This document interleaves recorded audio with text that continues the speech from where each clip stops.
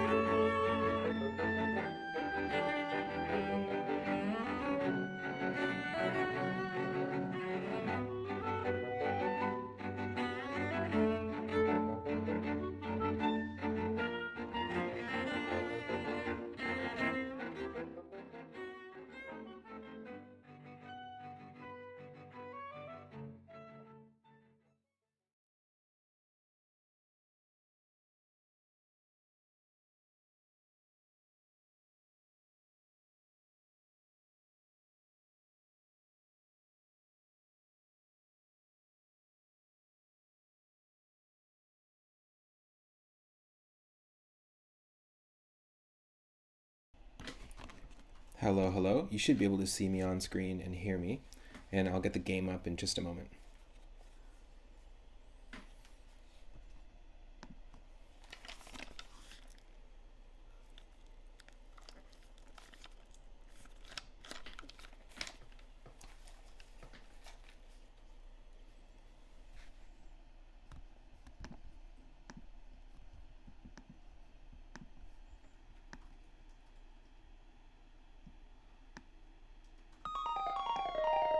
Alright, so just going to get the game audio balance going, but let me know if you need more of me, less of me, more of the game audio.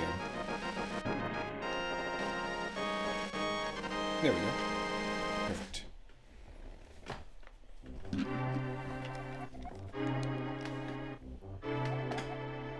This may even explain what randomizes here in the beginning. Now there's a really amazing community of speedrunners and lots of different live streamers that stream Link to the Past randomizers. I'm really stoked to dive into our first one on the channel. I watch tournaments of this a lot on Speed Gaming. That's a YouTube and Twitch channel that I spend a lot of time hanging out in. They host tournaments, they do some pretty cool stuff. They facilitate basically like two streamers racing this game in standard and open mode. Hey Michelle, welcome to the stream. Hey Daryl. Less game? Okay, cool. How's that for a balance? How's that for balance?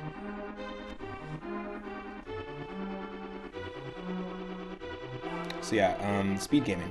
They host tons of tournaments. They have an amazing community. Ooh, the palettes are completely swapped around, so we'll see what this looks like in the grand scheme of things. But I got into it just from watching other streamers, and that's part of a lot of the inspiration actually for the games that we're playing on the channel come from other streamers, other channels where I spent a lot of time hanging out.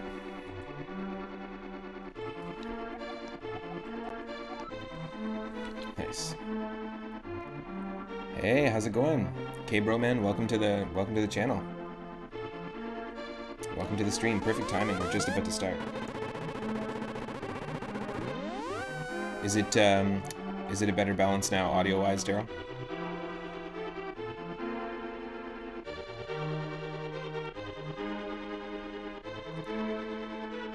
Now this is I've been practicing this off screen, but I still don't have the mapping of the Dark World fully there. The only way we can get this to work is to use the Japanese version of the game.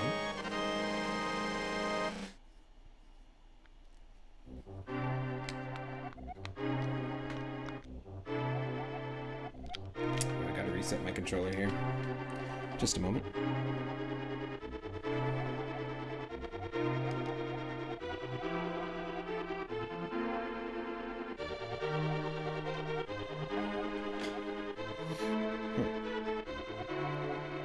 Let's see. There we go. Perfect. All right, so let's begin.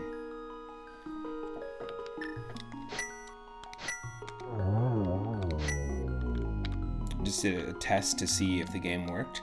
So we're gonna go ahead and use the name 3up Moon. I realize that these are not the actual characters, the number 3, and the letters U and P and stuff, but. And when I've been practicing this, I've been naming myself 3up Moon like that. Still too buried in the music. Are you sure? Oh, cool. Better? Nice. Awesome. I think there's just a delay too. There's usually like a 30-second delay of me seeing the chat message and responding to it. So as you can see, the character that we've chosen here, you can choose a random character. And basically, thanks for the lurk, Daryl. Basically, it could be anything. Like there's so many to choose from. You can play as tons of different characters from different game series. So I decided, when looking through it, that the Super Mario World 2 Yoshi's Island Bandit was the right choice. So this is an enemy from Yoshi's Island, and we made the hearts blue to reflect that. Now, because we're playing open mode, we can kind of start anywhere. We could start at the sanctuary. We could start at Link's house. Let's start at Link's house. Ooh, wow, the palette is interesting. I haven't randomized the colors yet. I've only really been practicing just with randomizing all the stuff in the world.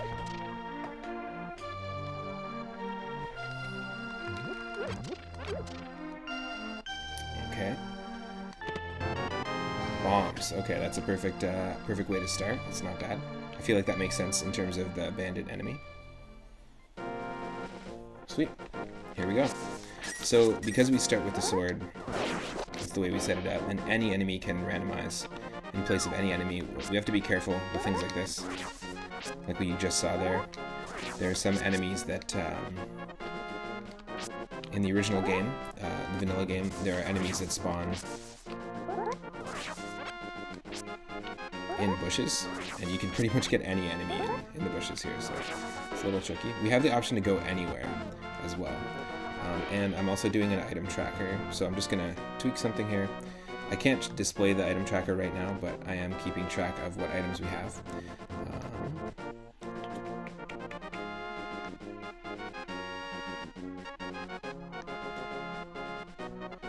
Okay.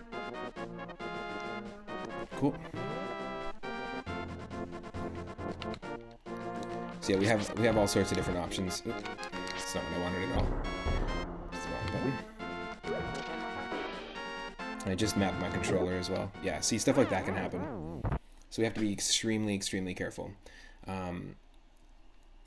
You pick up a bush and then an enemy spawns.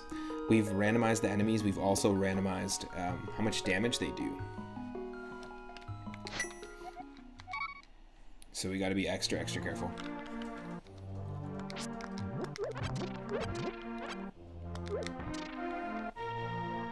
This game has excellent, excellent music.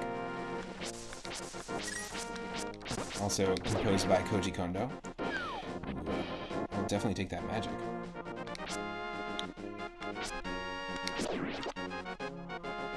Oh, never mind. Okay, let's just be careful. I think the best place... Where should we go first? Let's go to Kakariko Village first. Oh.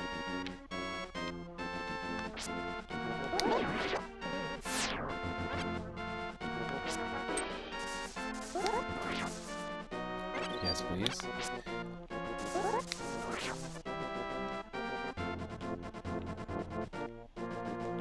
All right.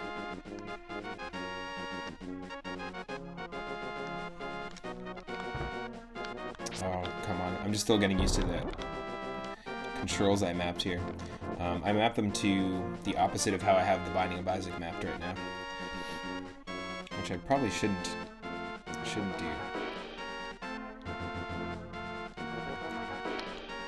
Don't want to waste these bombs. I'm actually gonna, this is crazy, maybe, but I'm actually gonna skip these checks real quick. Head straight into Kakariko Village, bring this fish over to the shopkeeper, and see what we get. Everything in terms of quests, all the items that you get in quests are randomized. Every chest that you open is completely random.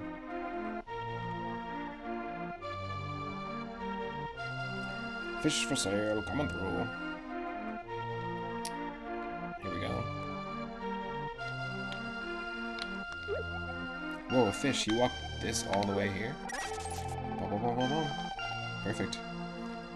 Okay, so we got 24 rupees, 10 arrows, 9 bombs, and full magic.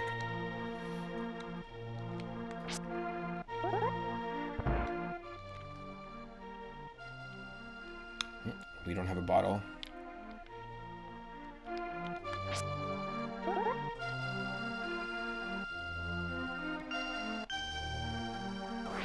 Right, it's a bottle that you need to give to that sick kid.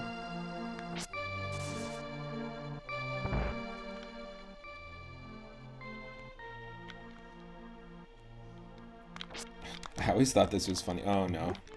No. There goes another bomb. I always thought this was funny. The Mario statue. And so the pull that you get, or the drop that you get from that is going to be completely different every time you play.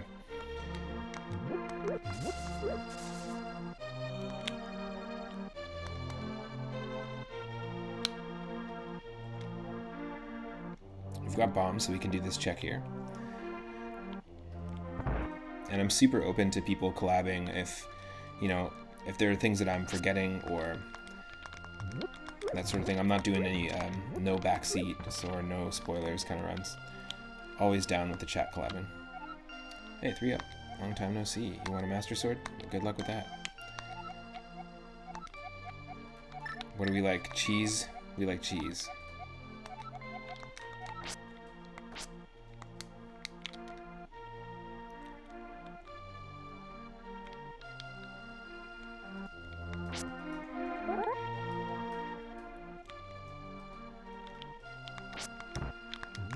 Every time. That's so terrible.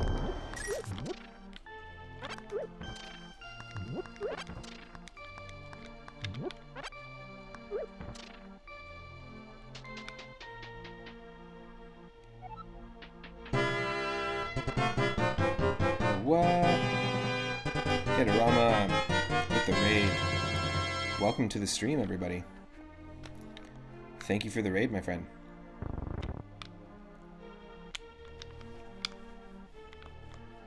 We just started our Link to the Past randomizer. So because we're in, we can't do anything about that. Yeah, we didn't do this the smart way, but nice. We just started our randomizer. All the chests are shuffled, all the items, the enemies, that sort of thing. So we just picked up the hook shot. Yes, we are playing as Bandit from Super Mario World 2.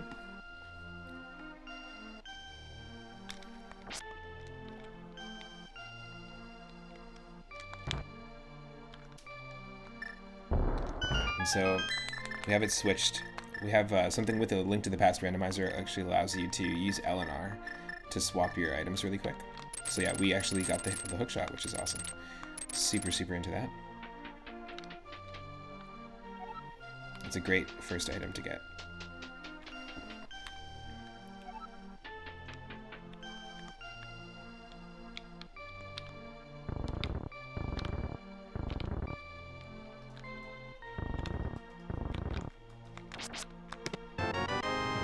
Nice, more bombs.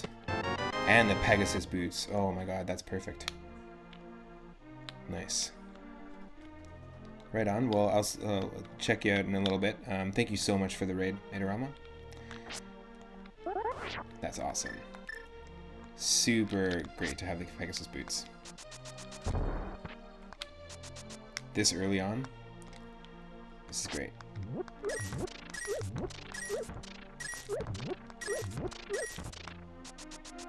Yes. So perfect. Now, the first time I found the Pegasus Boots playing this game, the vanilla game, it was a moment that was akin to the first time I found a 3-up moon in Super Mario World. It was a super awesome victory moment. That's sweet.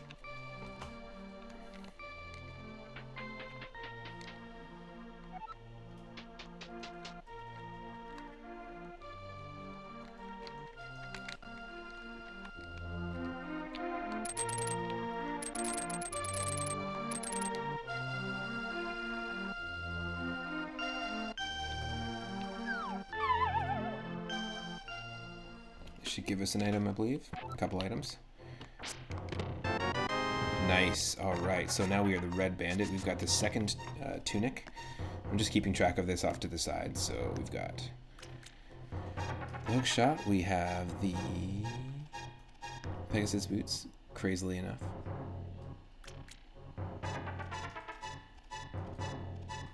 Right on. Now, I can't remember, but if you get a different colored tunic, I believe it increases your attack damage as well. Like how much damage you're doing.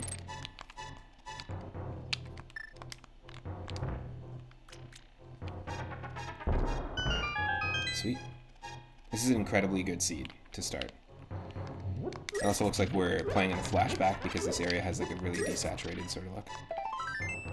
Nice.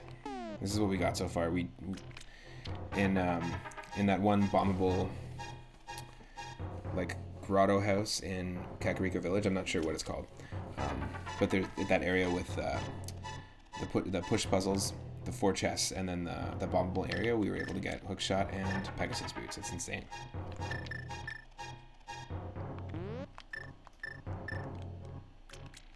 Perfect.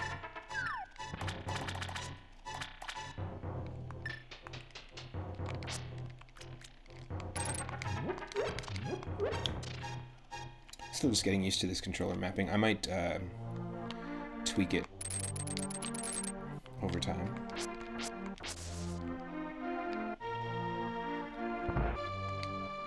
Hope everyone's having an awesome Thursday so far.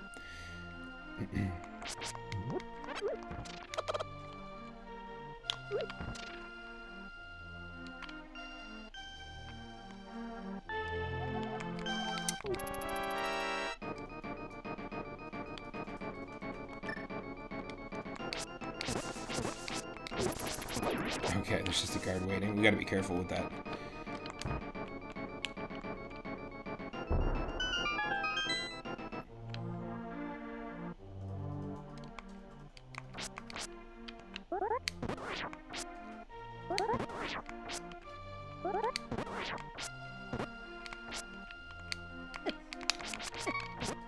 Oh my god, look how much damage it did to us. That's insane. It did 4.5 hearts.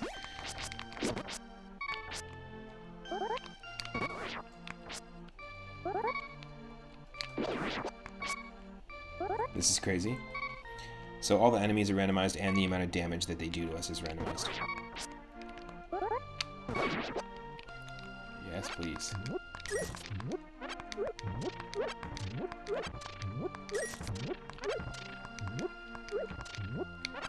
Perfect. He's a little bit nuts.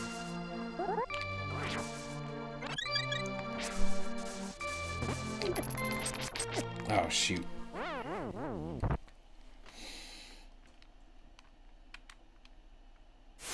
We're gonna get a lot of game overs in this, but that's fine. Just practicing, having some fun. It's the first randomizer of Link to the Past on the channel, so.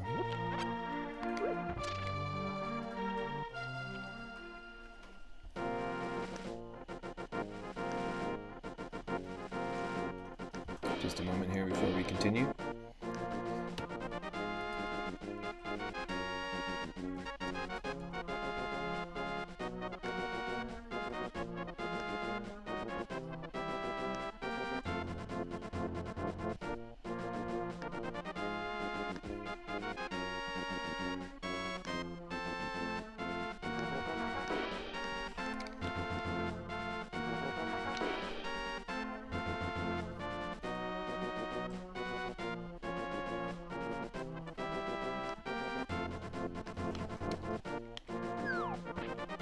Okay, let's head back to Kakariko Village.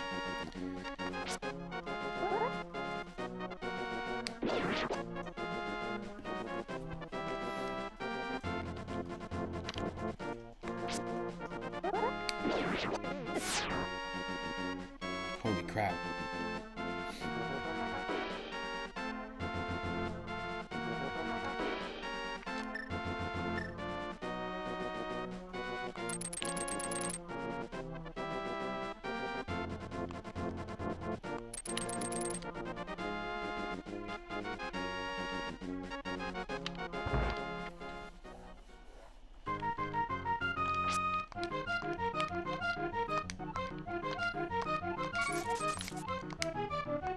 Gotta go for the third one. Nice. Made 30 rupees here, not bad.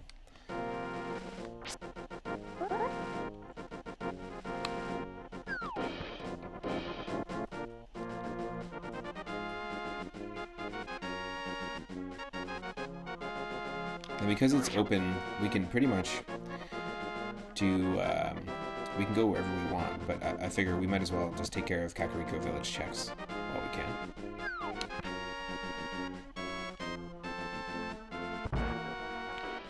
Obviously, we can't go to Dark World yet or anything like that, but... So in order to get to Dark World and travel to Dark World properly, we need the Moon Pearl so that we don't revert to our animal form in Dark World. Basically, in the vanilla game, Link would turn into a rabbit. That would be his form in the Dark World, but he couldn't pick things up, he couldn't attack, can't use his sword, can't even pick up like a bush and check what's underneath it. I feel like it's very suiting that a bandit from Super Mario World 2 is blowing up walls in people's houses.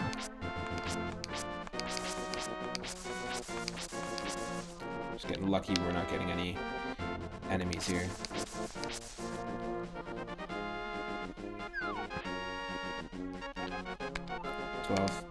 Nice. I'll definitely take that trash. Thank you, thank you. One man's heart containers, another man's trash.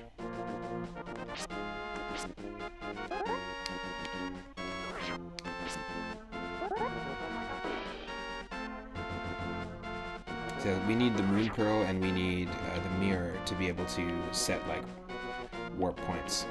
We're going to also need the hammer to get to the Dark World as well. So any one of those things. We do have the Pegasus Boots, so we can get the item that's here.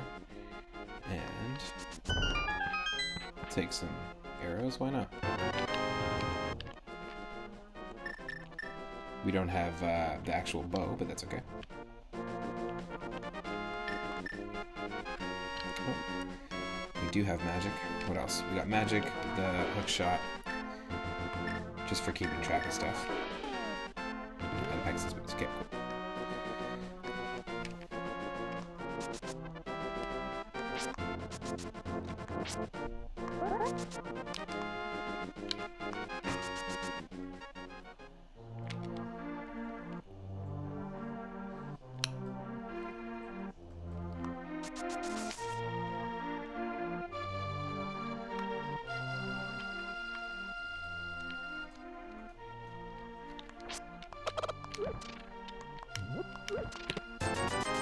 Rupees.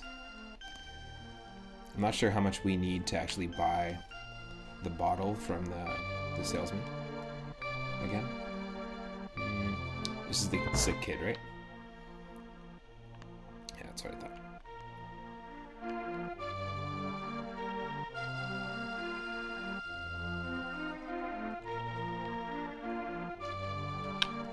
How much does it say? Oh, there we go. So it was just 100, I believe, or 150. But it looks like we got royally scammed because all we got was a red rupee.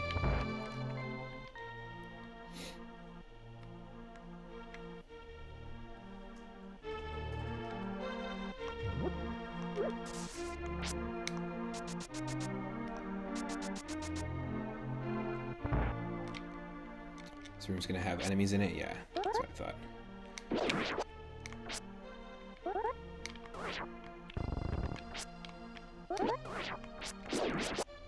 So enemy health is not shuffled, but just the amount of damage that they do to you.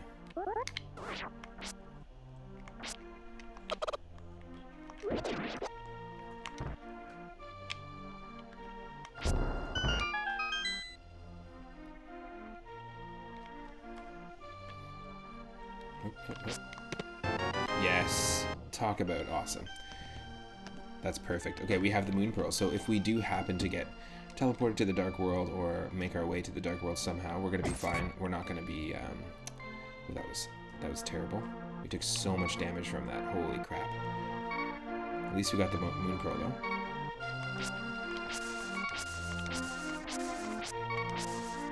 No hearts, eh?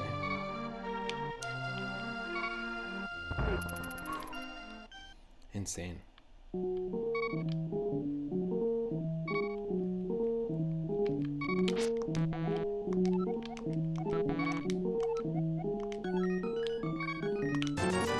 Yeah, I'll take it.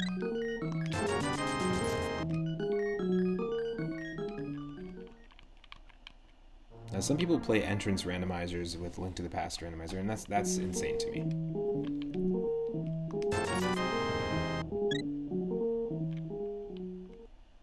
This might seem nuts, but I need to get some more health going on here.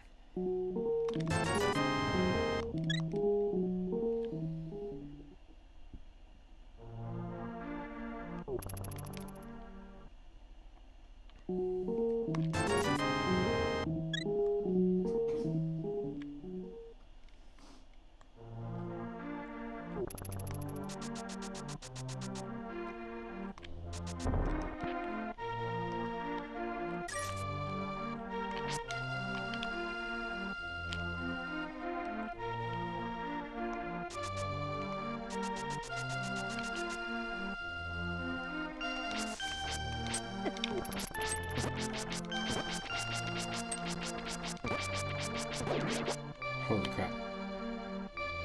Not cool.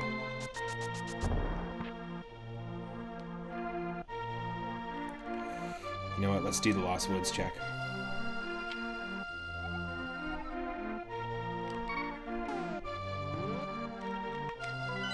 There we go. Okay, so we left Link's house. We checked out pretty much most of Kakariko Village, and it looks like there's one crystal in the Desert Palace. There is a pendant in, I think it's Eastern Palace. And then there's another crystal in Ganon's Tower. Okay. Can't get to Ganon's Tower yet. We can't get to the Desert Palace yet because we need... What do we need for the Desert Palace? Again.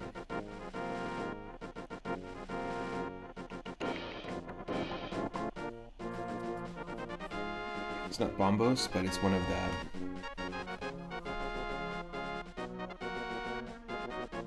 the three... They're not pendants. What are they called? Oh my god, the medallions. There's like, one's Bombos, one is... Gotta look this up. That's craziness.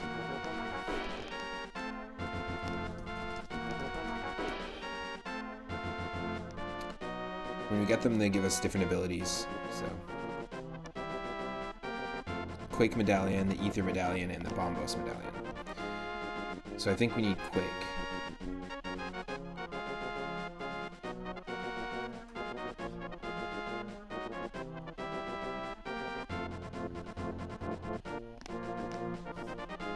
Cool.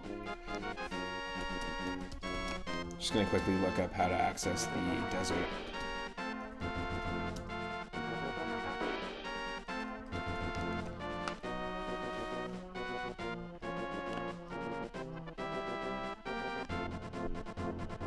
We need the book, that's what it is. The Book of Medora. I remember. That's what it is. Okay. Okay. So we don't have any of the gloves, so we can't go this way. Can't use any of the portals. But yeah, the Book of Medora will allow us to read the incantation where the Master Sword is here at the most northern part of... Ooh, what the heck are these? What the? I've never seen those before. Are those apples that healed my health? Thank you.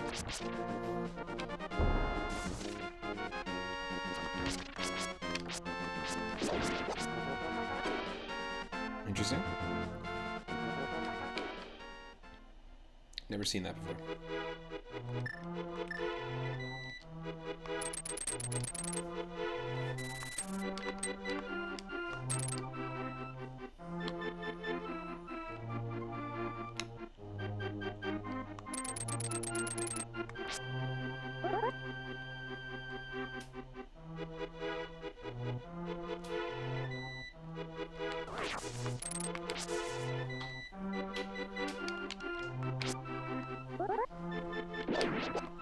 Yes.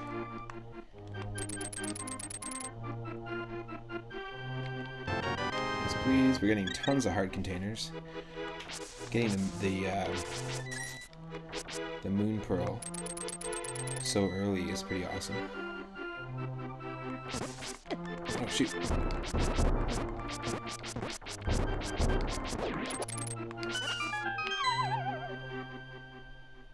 Nice. Ooh. Lantern, please. Thank you.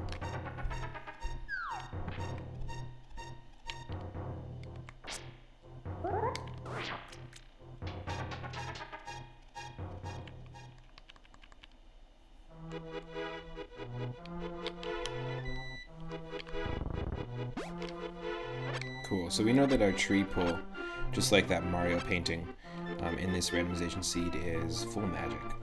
It's good to know.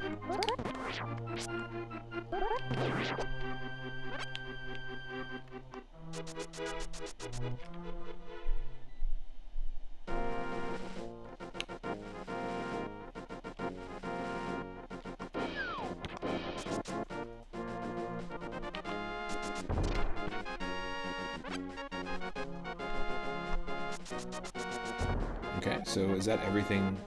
I think that's everything in that section of the Lost Woods. There's one more section to check out. I'm pretty sure. If I'm missing anything, please, by all means, let me know.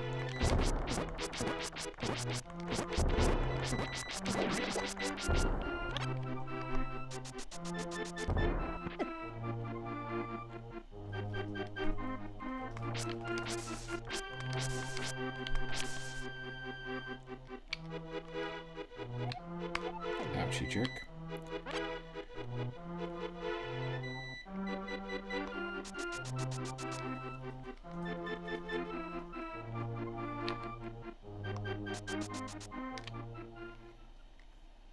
So there's different modes to playing this as well. Like,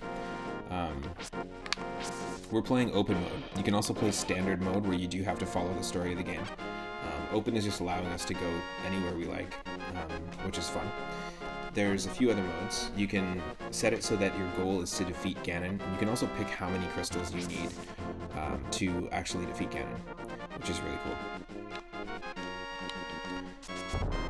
The other thing, the other mode is Triforce hunt mode, and that one's really interesting, where all the chests that have been randomized, all the items and stuff, they'll be, is it 25 or 20 pieces of the Triforce?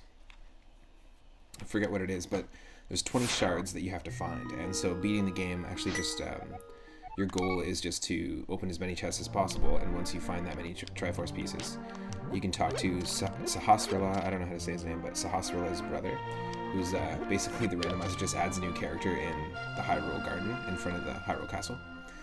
And and then you just beat the game that way. Like, he'll run the end credits and do all that stuff.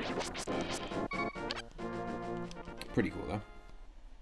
There's a few different modes. I like playing Triforce hunt mode, hunting for the shards of the Triforce. Not every boss is required then. Not every dungeon is required, so.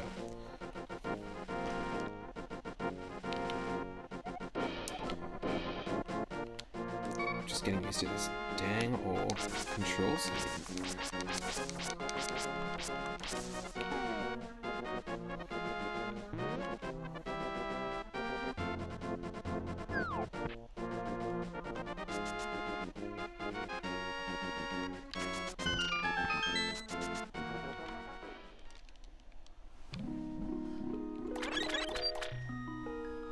Heck yeah.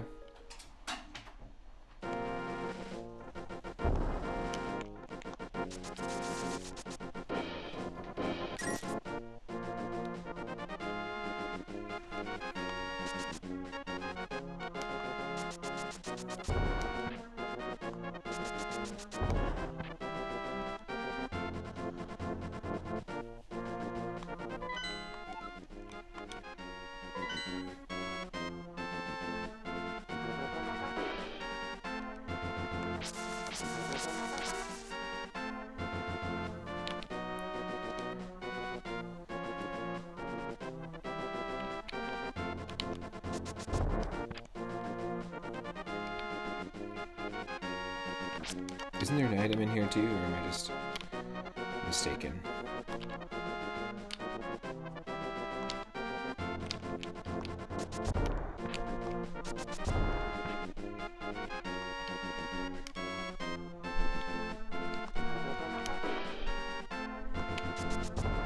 There's totally an item in here, I just can't remember what we need.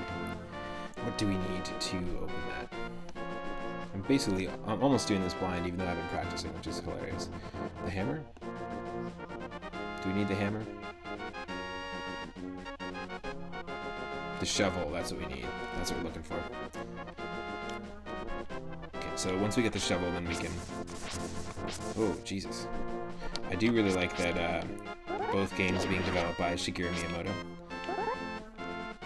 That there are fire bars in both Super Mario series and in the Zelda series. I know that they share a few different enemies as well across the different games, but still pretty cool.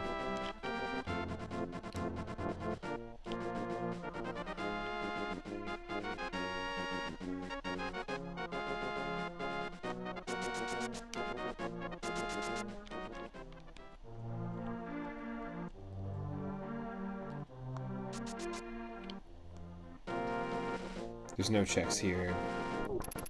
Oh, I guess we could, yeah.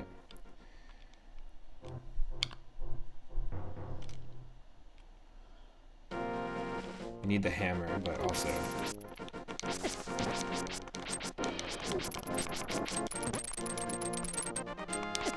Ah, damn. The hookshot grabbed him to the fence. I didn't mean for that to happen. That's cool.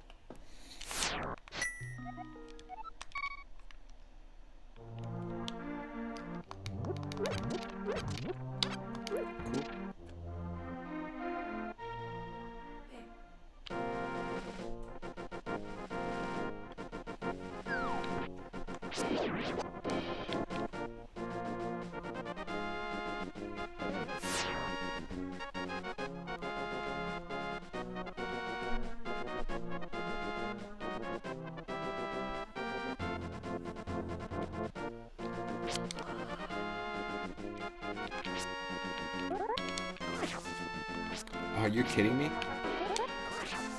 Great.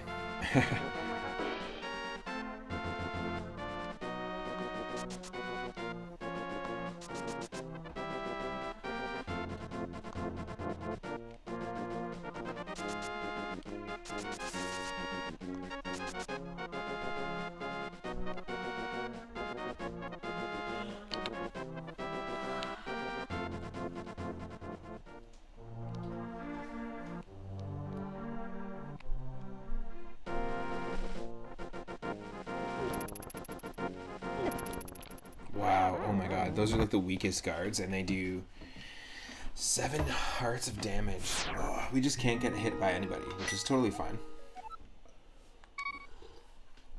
I'm cool with playing by those rules.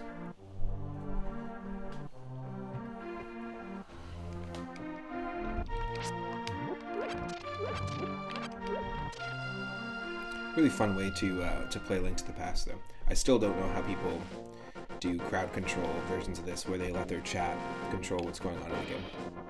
Like reversing, inverting their controls, all sorts of stuff. Pretty nuts.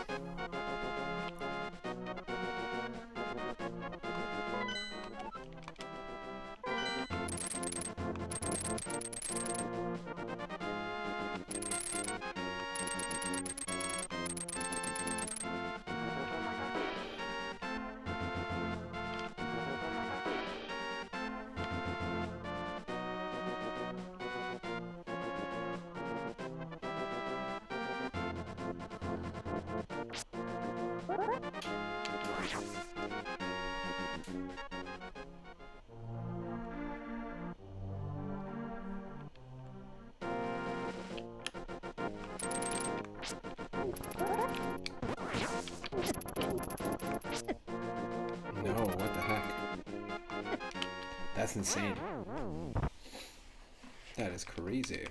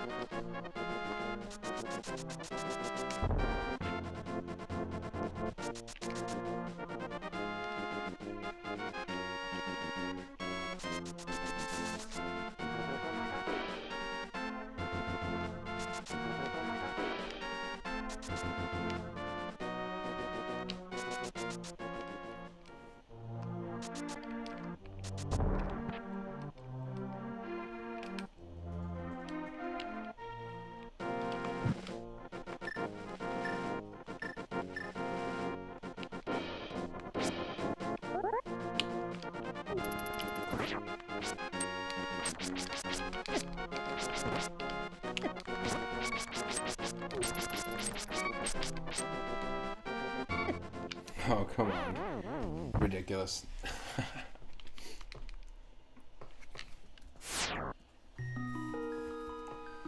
Yes, I did catch it.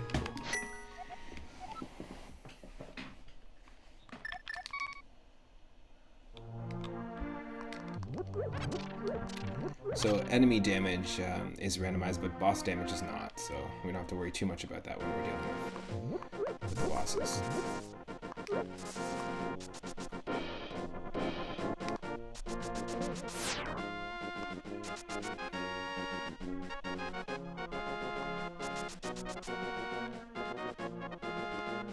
Okay,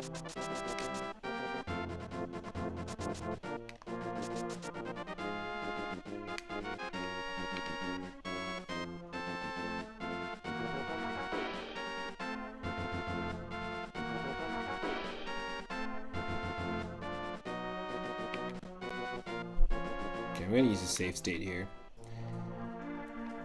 Just so if we do end up dying, we don't have to go all the way back.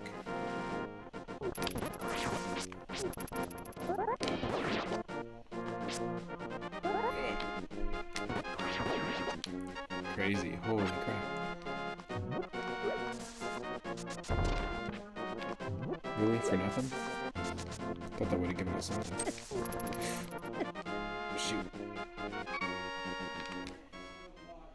Holy crap. Okay, no, we're leaving.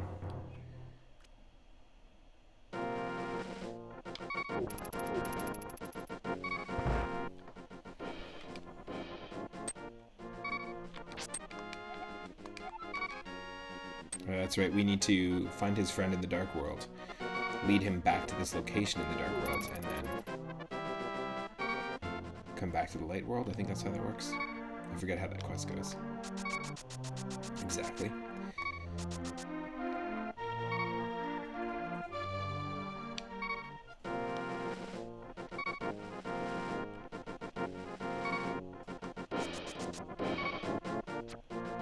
Oh, shoot.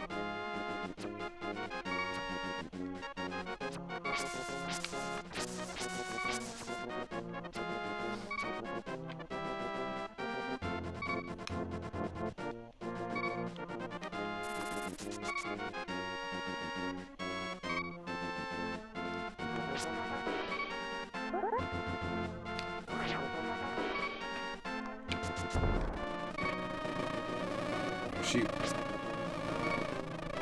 I didn't expect that to happen. What the heck?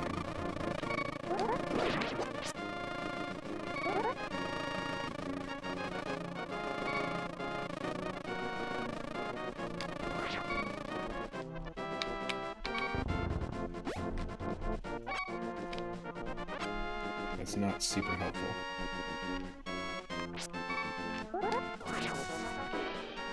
Shoot. Need those hearts.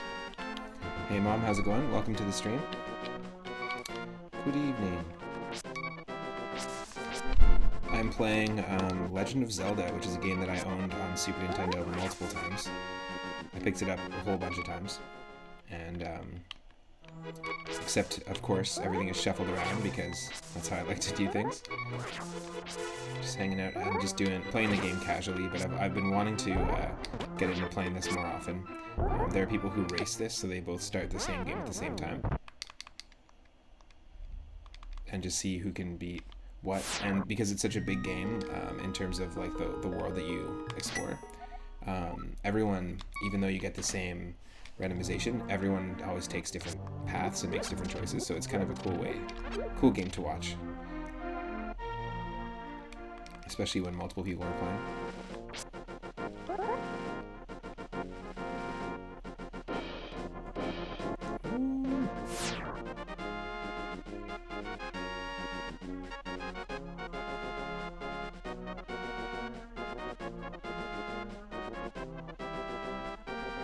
I think there's one more check in Lost Woods.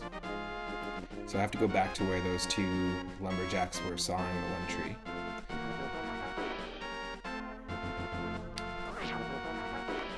But thankfully we have the Pegasus Boots, so we can move pretty fast if we need to. We got some pretty crucial items. All the chests are shuffled around, so we got some pretty crucial items, like the Moon Pearl, which when we go to the Dark World, the other side of, like, the alternate dimension of this overworld, normally we are actually turned into a bunny rabbit in this game, and you can't use your sword, you can't attack or do anything. But we just got the item that allows us to, basically that allows us to still be the main character when we go to the Dark World. And we also have boots that make us move fast, a lantern that lets us light lamps, a magic powder bag so we can use magic. I think that turns enemies into, it freezes enemies. We got bombs, and the hook shot is really cool. I like this one because you can do that. You can attack enemies and also just use it to get places a little quicker. Oh, nice. Hi, Scott. How's it going? Yeah, I really like the original Legend of Zelda. This one is has to be my favorite though, the one for Super Nintendo. And it's really cool that people have found ways to shuffle around everything in the game and just make it a totally different experience. I'm just hanging out here with Michelle, just a fun casual Zelda stream. And normally I've been playing RPGs on the channel and Mario games, stuff like that. Games that I specifically really like the soundtracks to. And actually, the composer of this game, Koji Kondo, is the same composer of the Mario games. So same musician, they just had to come up with completely different stuff. This is cool. I've never seen this before, but I've never seen apples in this game. But they heal me. And when I play randomizers, I learn a lot about each game. Like, when I play Super Mario Bros. 3, I learned a few techniques from certain levels that will get me through them faster. I also learned that you can do some really cool maneuvers if you have the Raccoon Leaf and the Starman, like the Invincibility Star. I learned a few tricks underwater using Yoshi and keys in Super Mario World. So even a game that I think I know really well, when things are shuffled around like this, it really makes it fresh. Dang, this is just going to take us to the portal, right? Yeah.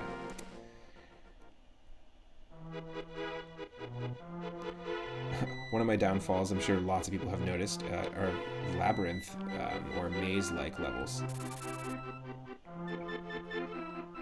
Even in a level, or like within a game that I know and I've played hundreds of times, I've been through this area hundreds of times for sure, easily, in different playthroughs over the years. And even in my practice runs, I still always forget where to go. I think we go this way. Oh, jeez. With random enemies, too, you get a lot of enemies that you normally see in dungeons, just showing up in the overworld. And I have to be very careful, because if I attack a bush, an enemy can come out of the bush, so I have to really be very strategic with what I'm using, and how far I am from the bush as well. Picking up the bush is too slow of an animation, so I always have to use the sword, just to make sure that if it is an enemy, we don't die. Oh. Okay, so that's just a rupee we can get somewhere else down the line. And again, in the chat, if you do remember something that I'm missing, or you notice that I'm passing something by all means, I am open to help.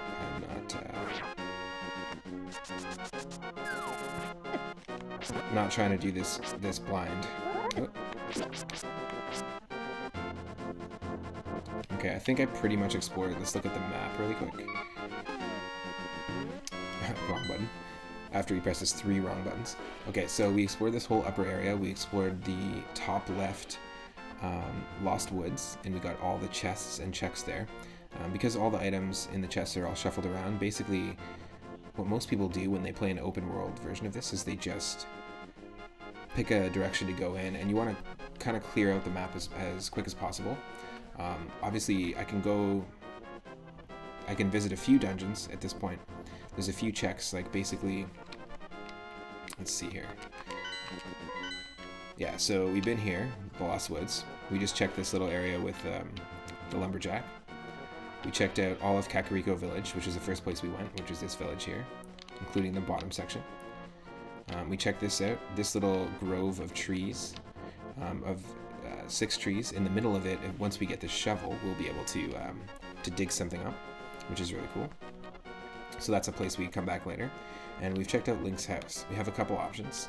We can go south of Link's house and check out the water, I guess, I don't know what it would be, the water station, like the water tower, where basically you can drain all the water in the lake just south of Link's house. I think we need a glove of some sort, whether it's the silver or the golden glove, to actually go left into the desert here. And we need the Book of Medora, a magical book that lets us read an incantation to open this palace where there's one of the crystals. So we can't actually access this place yet, as far as I know. We can travel all the way here and probably face a bunch of enemies once we go, if we choose the lower path, and then go to this cave here. There's a place for us to explore. We can't swim yet. We don't have the flippers, so we can't check this out yet. Another option is to go to Hyrule Castle and take on, basically make our way to the sanctuary through Hyrule Castle. It's normally what you normally do in the story. So the first thing you do in standard mode is you leave Link's house. You get a telepathic message. You hear like Zelda telepathically trying to communicate to you, and she's been kidnapped by the king's advisor in the castle. So we could go and save Zelda, or we can go here. So we got a few options. Basically 3 options, and one will require us to do a lot more things. And because we have the Moon Pearl and the Pegasus Boots, that's very close to getting to the Dark World. We just need a few things. We'll need the magic mirror, and we'll need the hammer and the gloves. So a few extra things. Hey Chris, how's it going? Guess who's back? Link is back. Bandit's back, apparently. Playing as the Bandit from Super Mario World 2, Yoshi's Island. Alright, well, if you only have a few options of where to go, let's just see.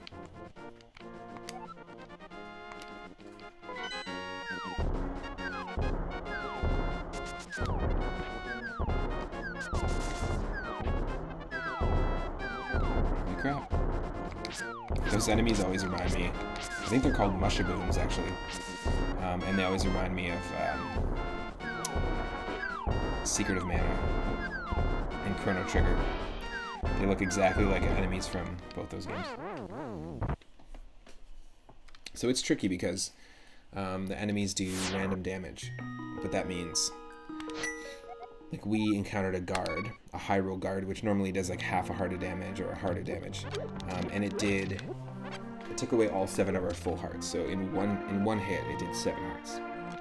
So we have to be very, very good at avoiding enemies here. I think what we'll do is we'll go south. Let's check out the water tower and like empty the water. You can drain the water and get an item. I believe right here is a portal to the Dark World, which we can't access because we don't have the hammer. And we can't lift that 8 block in the top corner because we don't have the gloves. So can't go into the water either. I know there's lots of ways you can manipulate items on screen to essentially walk on water before you get the flippers. But I'm not interested in that. Once we have 500 rupees, we can consider going to check out Zora in the lake and pay 500 rupees for Zora's treasure, which could be any item. As you saw earlier in Kakariko, we saved 150. Look at that chain chomp. Speaking of Mario enemies, that's awesome. When we were in Kakariko, we spent $150 on what would be a bottle, and the item randomized to 10 rupees, so we lost 140 rupees. I just really like that there's a chain chomp in this game.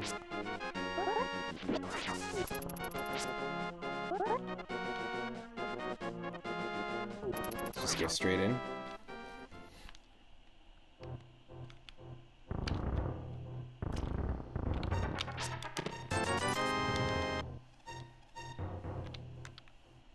Okay. So yeah, we could easily save $500 or 500 rupees to go get Zora's treasure at some point once we have the flippers and things like that. But oh no, normally you get the flippers from Zora. We could go do that quest basically, but we have no idea. It could be 1 rupee that we're paying 500 rupees for. Is what I'm trying to say. Release the Kool-Aid. Release all the Kool-Aid.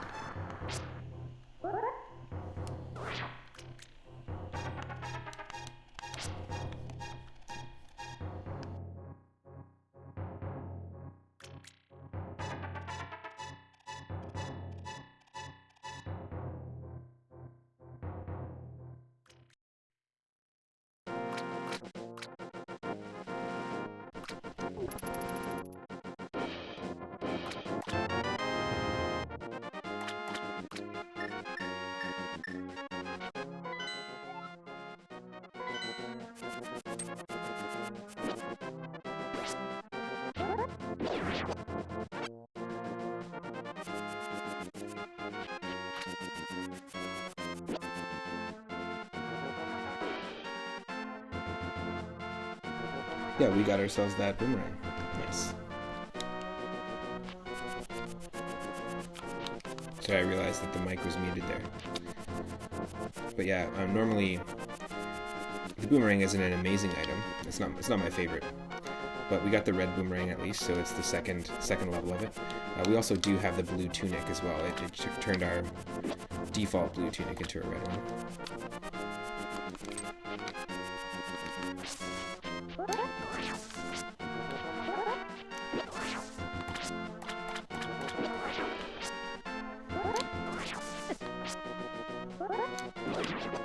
There we go.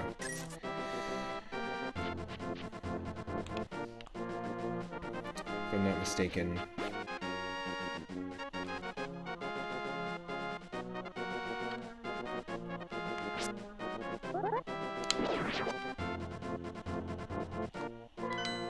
Oh, these guys are going to do tons of damage to me.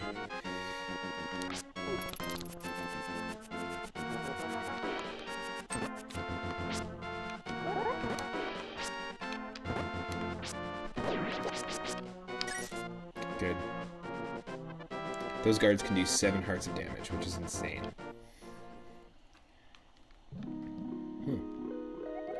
Well done. Let us have a cup of tea. Every time it says let us have a cup of tea, I always just think of lettuce tea, and that's probably one of the grossest things. Like, imagine if you just had dried lettuce in a tea bag. Steeped it.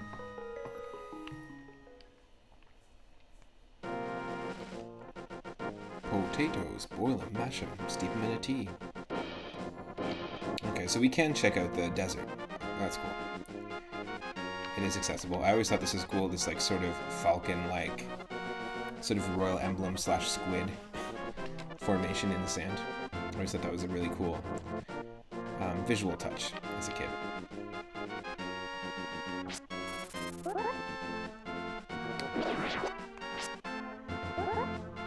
There's a few checks we can do in the desert. I'm not sure.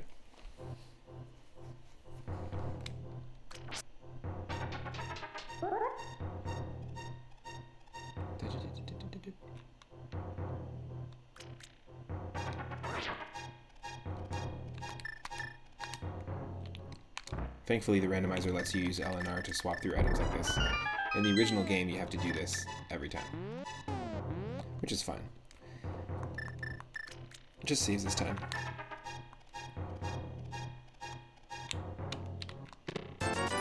Cool. Red rupees aren't terrible things to find. They're not what we're looking for, but...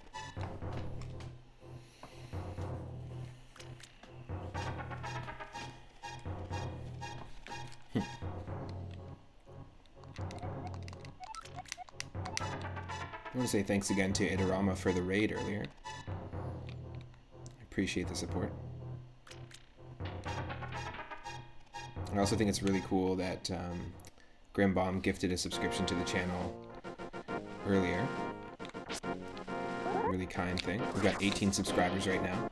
And actually, you can subscribe using your Amazon Prime account. You can just, like every single monthly Amazon Prime membership that people have, because Amazon and Twitch are the same thing, they give you the ability to subscribe to any Twitch streamer you like for a month, included with the Prime subscription, and it does still financially support the channel, which is awesome.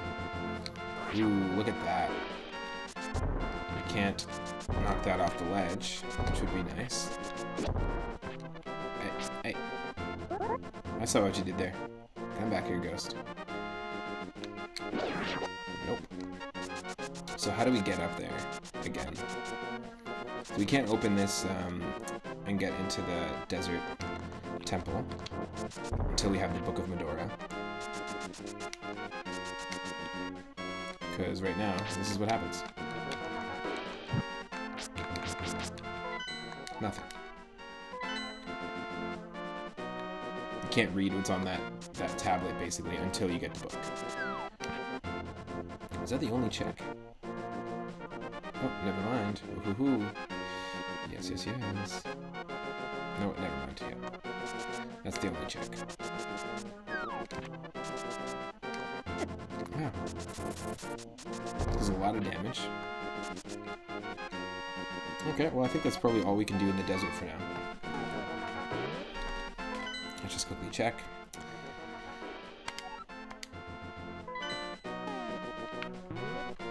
Yep.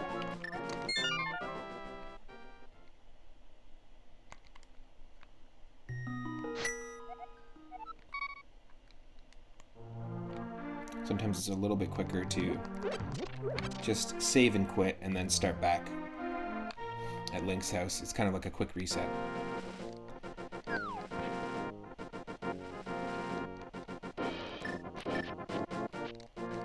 This is a vulnerable wall. Oh, I press the wrong button every time. I'm gonna get used to that. I'm gonna map this closer to my Binding of Isaac controls, because when playing the Binding of Isaac, which is obviously highly inspired by the dungeons in the early Zelda games, I'm just so used to that control set. Ah, see? Insta-kill. Now it's possible that we didn't get 7 hearts of damage from the blue guard. I think it was only 4. But still. So it actually took 2 hits to take us out there.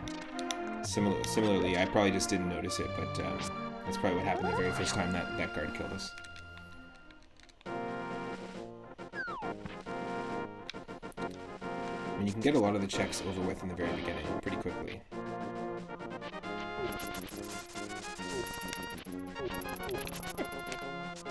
Oh, come on.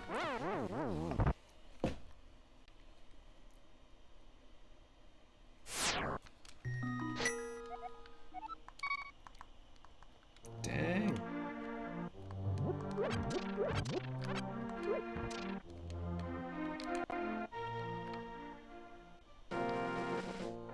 Earlier today we were randomizing Super Mario World, and now we're randomizing Link to the Past. It's been a fun day of Super Nintendo randomizers. Really enjoying it. Oh.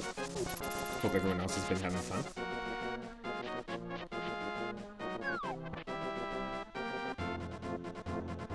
Just hope we don't get too many terrible enemies here. Oh, I did it every time.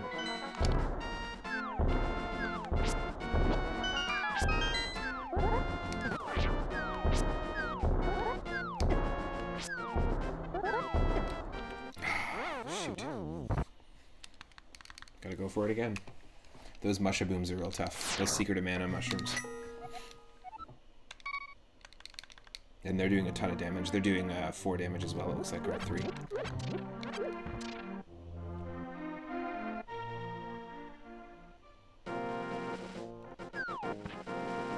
A lot of people might say that randomizing the enemy damage is pretty insane. But to me, I think it's crazier to do something like a key sanity randomizer run where all the keys and all the compasses and maps to every single dungeon are shuffled across the entire overworld. At least the way we've done it is a little differently. And we've set it up so that when you're in the one dungeon, for example, like let's say when we get to the Desert Palace, we're only ever going to find items that were found in the Desert Palace, or specifically the keys and the map and the compass from the Desert Palace in the Desert Palace. Key Sanity Mode is something that basically... I was hoping we didn't have to do this. Deal with this nonsense.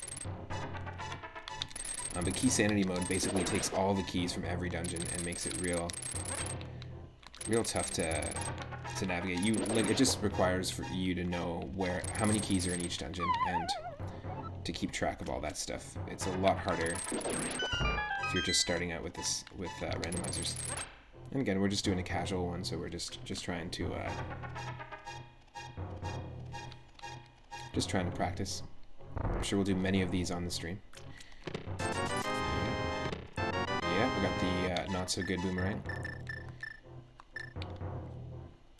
The red one's better, and we got ourselves the Book of Medora. Look at that, perfect. And the ice rod. Now, if I'm not mistaken, the ice rod isn't required for us to get anywhere. It's not going to open anything up for us, or any paths, but it will definitely help us in beating one of the bosses. Now the bosses are randomized, and the way that it works is we can encounter like the same boss 3 times. It's possible that bosses can be repeated in randomization. So we might really need that. It might become super crucial because there's, I think it's the turtle boss, Helmasaur King, that you need the ice rod. We do have also a fire source, which is fantastic. The fact that we have the lantern early is really awesome. We're going to need to burn some things, just like in the original Legend of Zelda. And just like maybe in the break, if you know what I mean.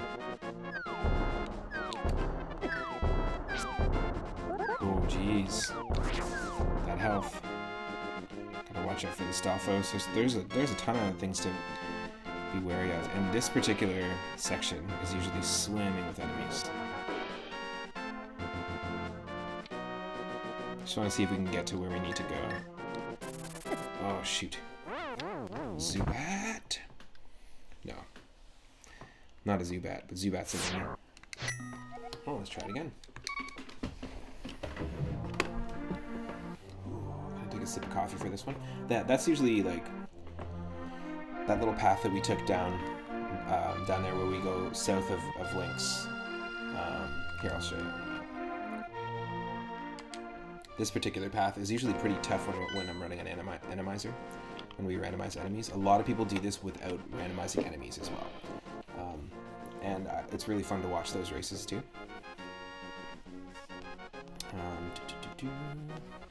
Yeah, so the path that I'm trying to talk about is here. If we go south, and then we go all the way along the water, hugging the wall, and then up here to this cave, there's usually tons of enemies there, and when you're running an randomizer, it's super difficult.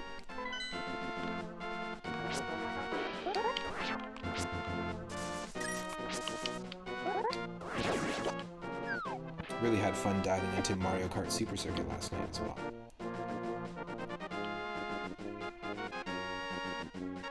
Such a fun game for Game Boy Advance.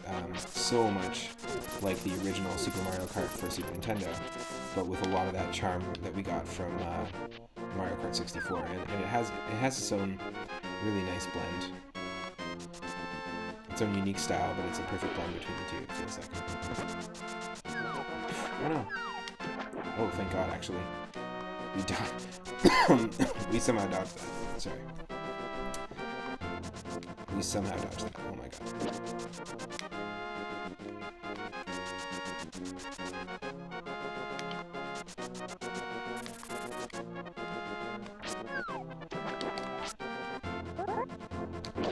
Fish, snake, and bats.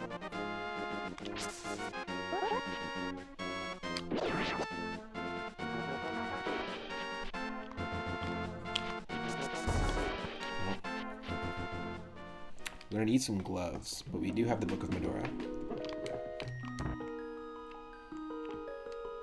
This one. Yes, please. Always good to discover a fairy room. I knew this was gonna give us a fairy. Oh, but how do we get there? We need our gloves to get there.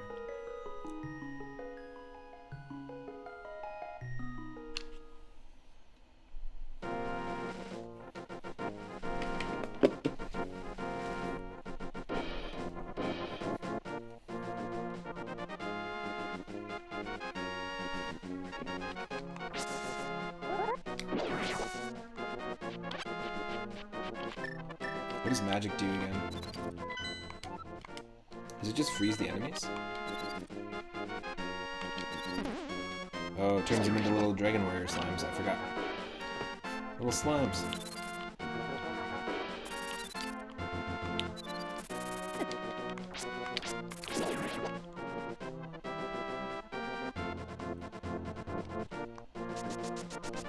Yeah, I'm pretty sure we need the flippers to do anything else in this area, so.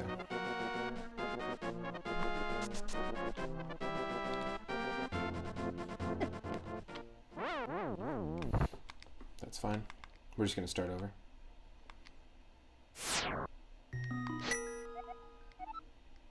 Okay, so we went south. We've done Lost Woods, the Lumberjack House area, Link's house, the entire desert except for the upper section with the palace. We can now go to the desert palace if we like. We have the option to go to Eastern Palace. We've done the water tower by draining the water. We got the chest there, and then we went to the southeastern pathway. We can't get the last treasure chest there until we get the gloves. So there's only a few options. We can go to Eastern Palace, where there is a... Yeah, let's go to Eastern Palace, because there is a pendant there. And we need all the pendants. We also are going to need all the crystals. We need all 7. What's the ice rod do? Cool. It uses magic too, so we got to really... That's actually perfect.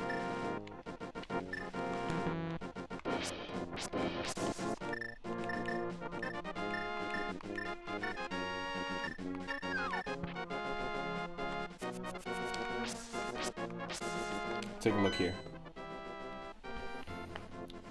So it's perfect that it uses magic, by the way. The reason why I said that is because our tree pull items, so there are certain trees all over Hyrule, all over the overworld, that if you run into them, you'll actually have items drop out.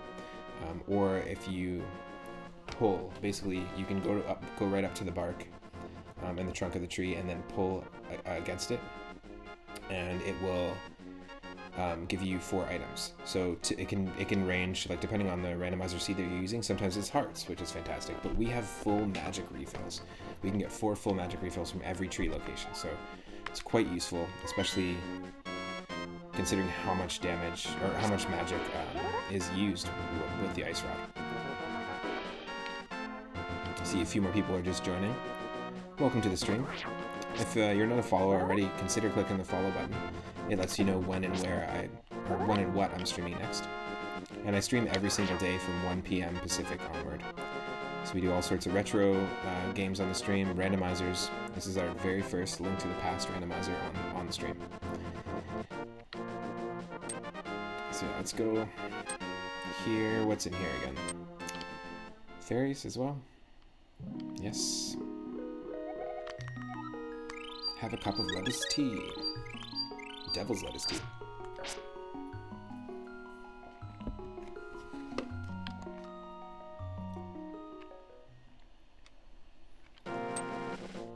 And if you're watching after the fact on YouTube, be sure to click subscribe. We've got a full playlist of all the playthroughs, every single stream that we do, and every series organized into playlists there. So, if you can't tune in for whatever reason, you can always check it out after the fact there. Oh.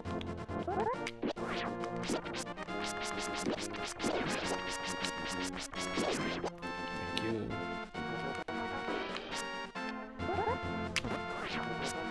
This guy mimics us, so he does whatever we do. Oh, press the wrong button again. That's going to be my huge downfall. It's just getting used to these controls. I'm gonna remap the controls as soon as I get a chance. Before the next stream.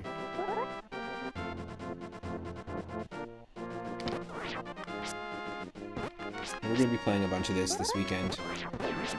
We'll also continue our Pokemon Stadium 2 run, and yesterday we started a Randomizer Nuzlocke challenge of Pokemon Leaf Green, which is really fun. We'll be continuing that as well. Can only kill Patrick Star when hit young Patrick Star is floating about. Those things do so much damage as well. The laser statues. 80s Sahasrara with all that CMYK palette. All the pink. We need the green pendant to give to Sarasala. It says go earn the green pendant in Thieves Town, so that tells us that the green pendant is there. Normally it is in Eastern Palace, but the red pendant is in the Eastern Palace in this seed. Thieves Town is accessible where the Windfish statue is in Kakariko Village when we visit the Dark World side of Kakariko Village, once we can travel to the Dark World. because right now we're in the light world, then we are able to pull open a secret passage, and Thieves Town, you can walk into the statue, which is the entrance of one of the dungeons.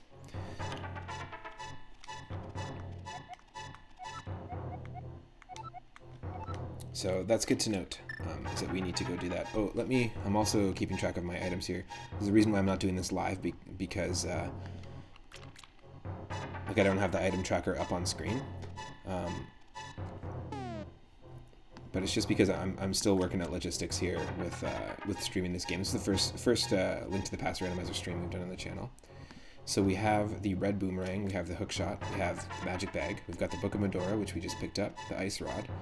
We got early Pegasus Boots and early Moon Pro, which is insane. And hookshot, of course, was early.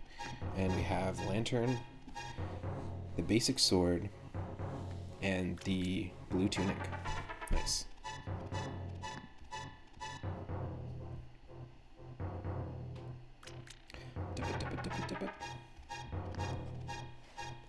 Cool. Just want to make sure I'm keeping track of everything.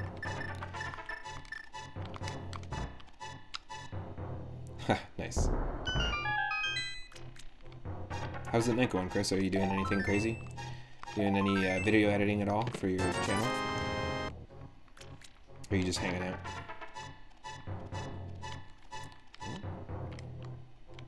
Oh, where are we at? We need just one more heart piece. Then we've got another heart container.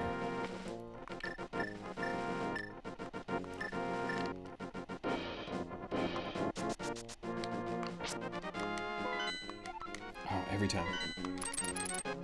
Super annoying. I apologize for the not figuring out these buttons thing.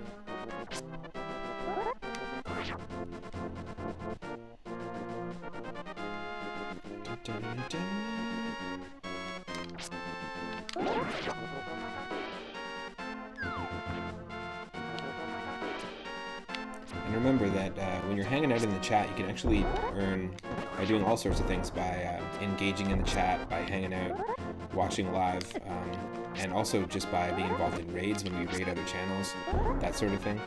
You can earn moonstones, and you can redeem those moonstones to either highlight a message like Chris did in the chat, or remind me to hydrate, or do a posture check. But you can also unlock the 3-up and 3-up moon emotes, which are available just for tier 1 subscribers for 24 hours. You can also modify them and make them look like however you want. Like you can do a monochrome moon, you can add glasses to the moon, all sorts of stuff, which is cool. But one of the redeems when we're playing a game that you can name a character is name a Pokemon or name an RPG character. But another one is the viewer request night suggestions. So if you have a game that you want to see on our upcoming viewer request nights, you can redeem those moonstones and suggest any game for Game Boy, Game Boy Color, Game Boy Advance, or NES, SNES, or Sega Genesis. And then every Sunday night we will be starting a viewer request night. It'll be a regular thing. Stoked to do it.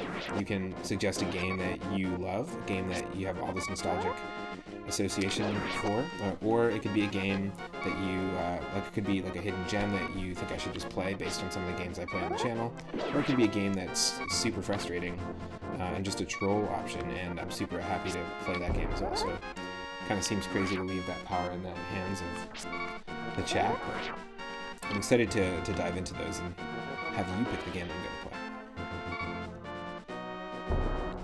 Chris, you were updating your resume and applying for new jobs, and now you're just playing some Hearthstone. Nice. And back to editing. Nice. Hearthstone's a fun game. I kind of want to just kill myself there because I could have just saved and quit. I just want full health. If I'm going to be taking this on, we got to be full health.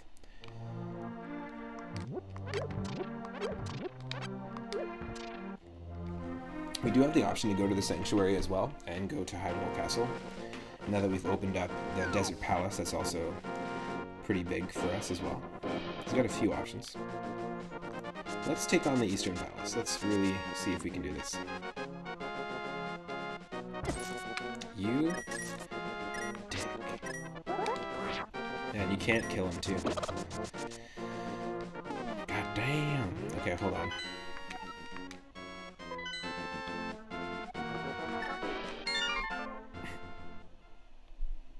Starting over.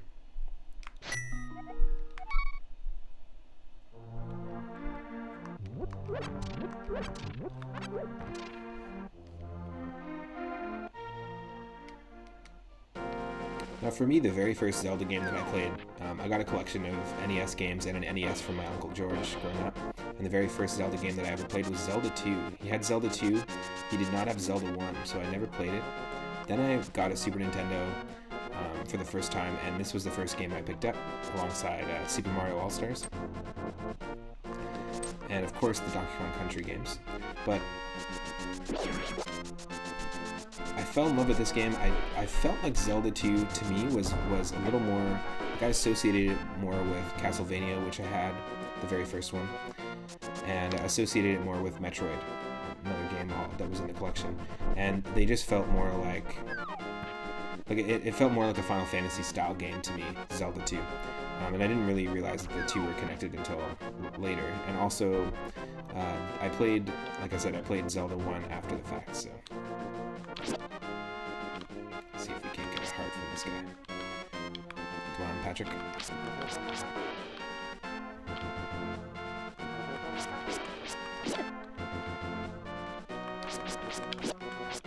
We're gonna die, aren't we?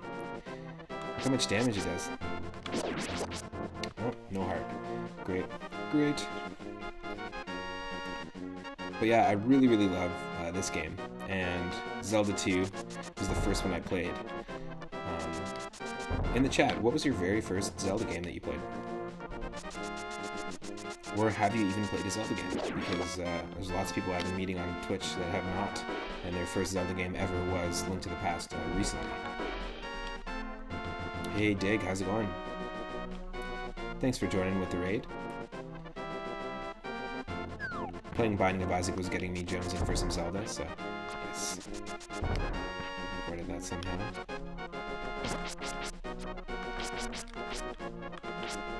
These iron knuckles are annoying. They were a tough enemy in Zelda 2. Oh, but they gave us a heart. That's perfect. What did I use to randomize this? I just looked into the Link to the Past randomizer. So I found Link to the Past randomizer online. There's an in-browser sort of online version. There's all sorts of different settings, but we're playing in open mode, so it's given us the ability to just open everything up and not have to follow the storyline in order. Ooh, Ocarina of Time was your very first one, Chris. Did you not have Link's Awakening on Game Boy? I had Link's Awakening on Game Boy. That was a fun one. I always thought that you had that game, but I guess it would have been after we got Game Boys after N64, I believe. Can't remember. But Ocarina of Time is one that I watch a lot of randomizers for, but I still don't know it enough to attempt one. You really do have to know the game quite well if you're going to attempt a randomizer, in my opinion. And even this game, I've played it so many times, but there's so many little blocks, like memory blocks, in terms of where to go next and that sort of thing. But I've been practicing and just kind of I have an emulator on my tablet, so I was practicing for a while before I started the stream, actually.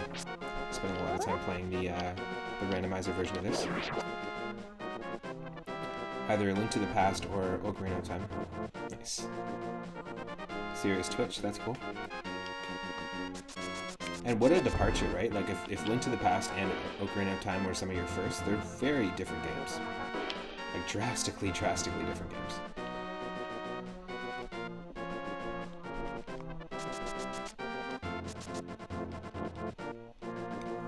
Nice. Even though Zelda 2 is one for me, it's the very first one I played. I don't have as much affinity towards it in terms of this. For Game Boy, you only ever had the Pokemon games, some Mario games, but no, never played Zelda. I know it's weird, I'm shocked I never played Zelda back on the NES, SNES or Game Boy. Weird, I swear I have this vivid memory, Chris, of you playing Link's Awakening on your Game Boy one time when I went over to hang out, and you were playing Link's Awakening, and you let me borrow it and play the game shortly.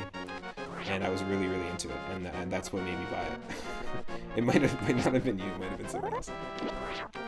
But for some reason in my mind, my memory puts you in that story.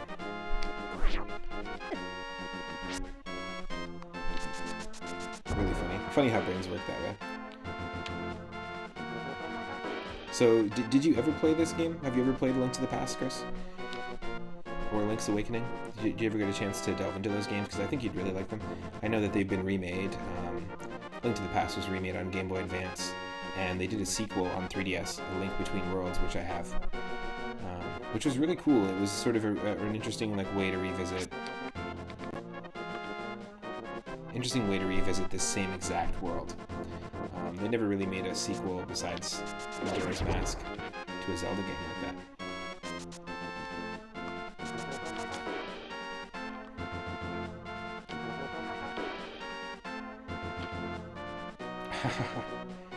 You should play them. I think you'd really, really like them. And Link's Awakening was recently remade. Oh god, did it every time. The same thing happened last time.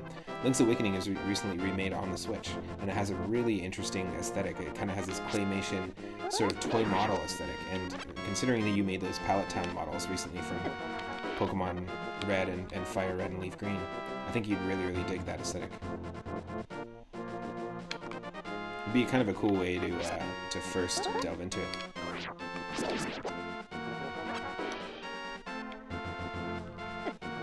Iron Knuckle. Super annoying. Okay, let's try to see if we can go this way. No, we can't. That's our only way. I just want to preserve this health so that when we go into this dungeon, that we're not dealing with... Is it Link to the Past, or is it... I think it was Link's Awakening is what they remade.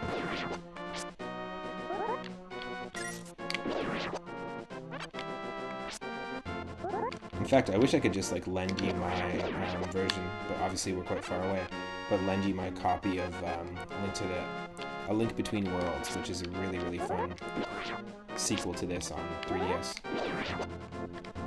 I think that's what inspired them to remake it. Oh god. This guy is just getting in the way. In the way. I shouldn't assume it's gender. Especially because it's just copping me here. Whoop. Rat thing. Honestly, what's really crazy about this character is I think they have a version of this enemy in Wind Waker that always gave me so much trouble. And I always thought that was really cool that the enemies were pretty much the through line of the story. They have every enemy pretty much appears in every Zelda game in its own iteration. Whoop. Get out of here. No.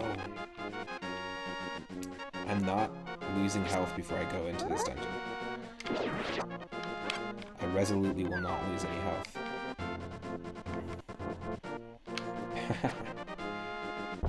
Oh.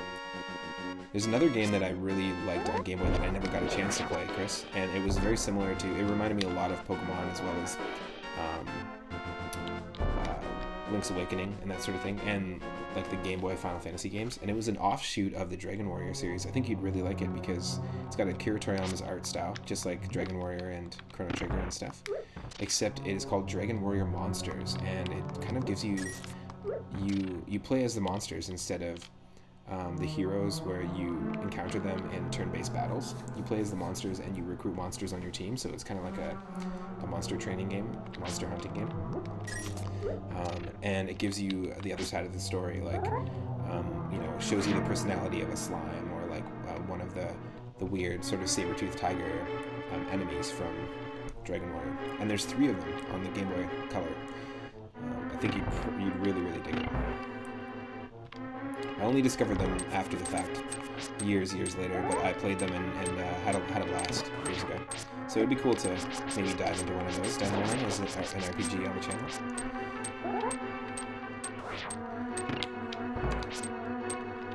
We're always having conversations about our favorite games. This is terrible. And it just makes me excited for the next viewer request night when people start suggesting games. Okay, so we know what we have to deal with here.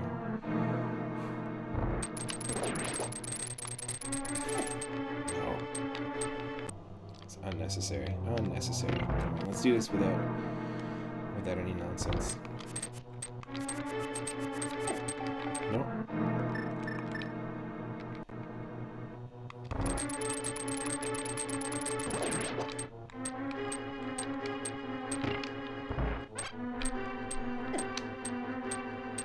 okay. 2 damage is fine.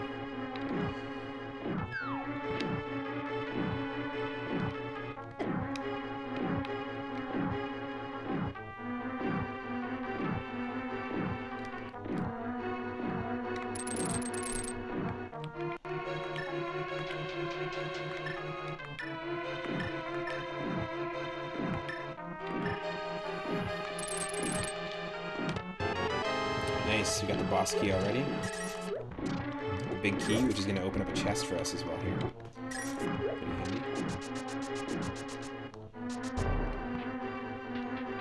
You remember, I used to play this one Pokemon RPG style game, and it kind of looked like it was in the medieval times or something. Go on, go on. Keep explaining. Can't just give me the one clue. Medieval times. My thinking is that maybe it was like Final Fantasy Adventure 1, 2, and 3, or Final Fantasy Legend 1, 2, and 3. It feels like Pokemon.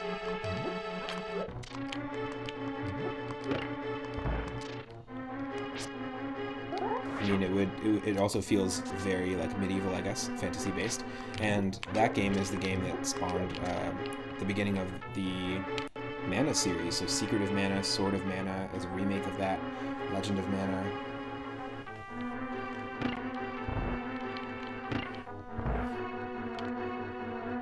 It was actually made from an offshoot. Basically, it's just like a spin-off of the Final Fantasy series. God dang.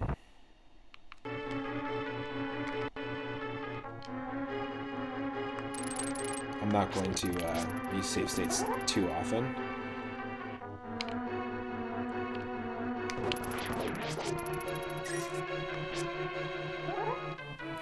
Jeez. Yeah, I'm curious what game you're talking about now.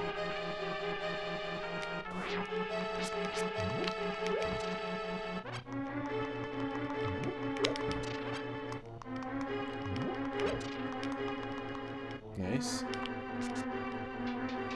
Get those little secret ones. Oh, yo, Pokemon Conquest. Yes, I'm definitely going to be playing that on the channel. It is on DS. It is a hybrid game. Oh no.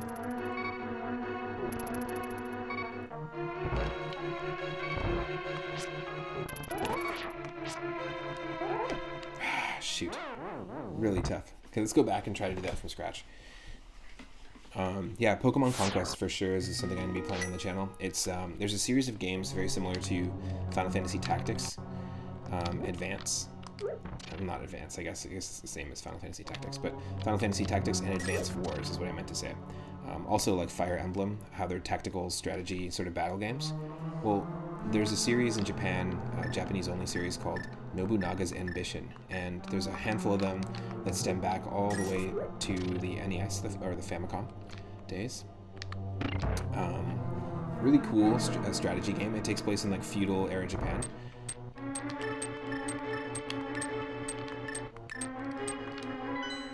Oh god, every time I press the map button when I meant to use the item. Nope.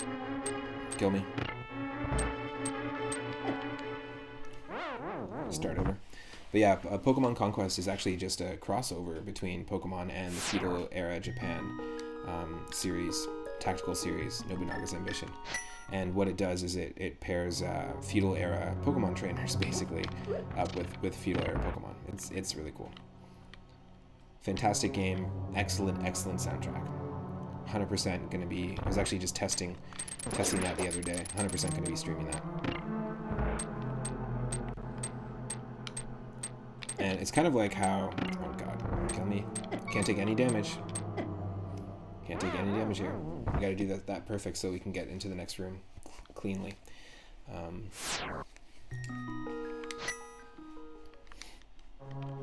But yeah, it's kind of like that perfect blend of, there's not a lot of crossover games that are like amazing. Hence, a great example would be Mario and Sonic in the Olympic Games. There's one example of a terrible one. But Pokemon Conquest is one of my favorite crossover games. Also, Hyrule Warriors is a great example of that success.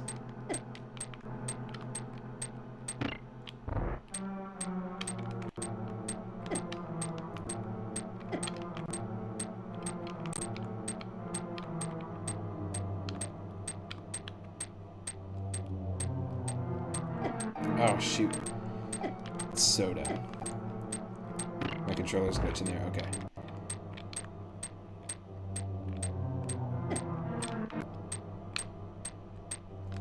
That's so dumb. There's nothing impressive about that at all. How many times can this guy save state? A bunch. As a matter of fact, a bunch. It's over 9 bunches! I've definitely save stated over 9 times for sure. Pokemon Sonic Olympics, there you go. That's what I'm talking about. And the only Pokemon in the game is Pikachu, and he's the announcer. Like, he's the commentator for all the events. And it's Ryan Reynolds doing the voice, of course. Do we have the key? Do we have the big key? No, we don't. Oh my god, I love that Yoshi icon, by the way, on the map screen. The derpy Yoshi. Showing us where we are. Nope, we didn't get this.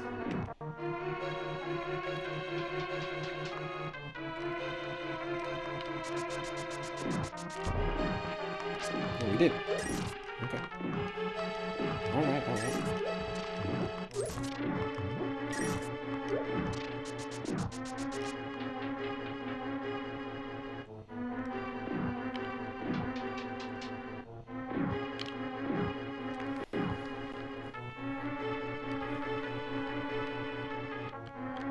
What is happening here? Oh, that's that enemy tile that's beneath us is somehow above us. It erases us.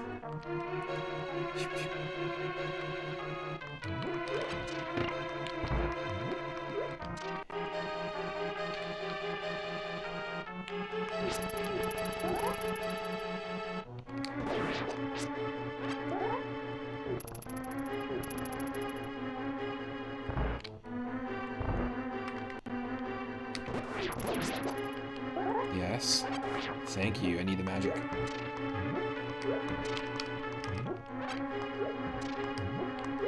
Magic? Come on. Come on. Detective Pikachu was severely underrated. That was honestly a good movie. Yeah, I thought it looked fantastic. I thought, you know, if that's what your goal is to, I got the map. If your goal is to try to seamlessly blend Pokemon into the real world, I thought they did a really good job. But they avoided the uncanny valley a little bit. That whole awkward, like, Scooby-Doo CG and Alvin and the Chipmunks, Garfield and the Chipmunks style could have easily been how that game turned out. Where it's like nightmare fuel for people. And the 3D models like just do not blend with the real world. I feel like Jigglypuff and Mr. Mime were the weakest designs, in my opinion, in that movie. They felt like nightmare fuel. And that's the dangerous thing of taking any cartoon into the live-action realm. The Super Mario Brothers movie in the 80s even built an animatronic Yoshi. The first one, it was released technically a couple of months before, I think it was just like 6 to 8 months before Jurassic Park came out, and then everyone forgot that they built an animatronic dinosaur puppet to be the live-action Yoshi in the live-action Super Mario Brothers movie. Basically, they had no scene, it was just tied up to a chain and looked sad, and that was like the only scene Yoshi was in, but still.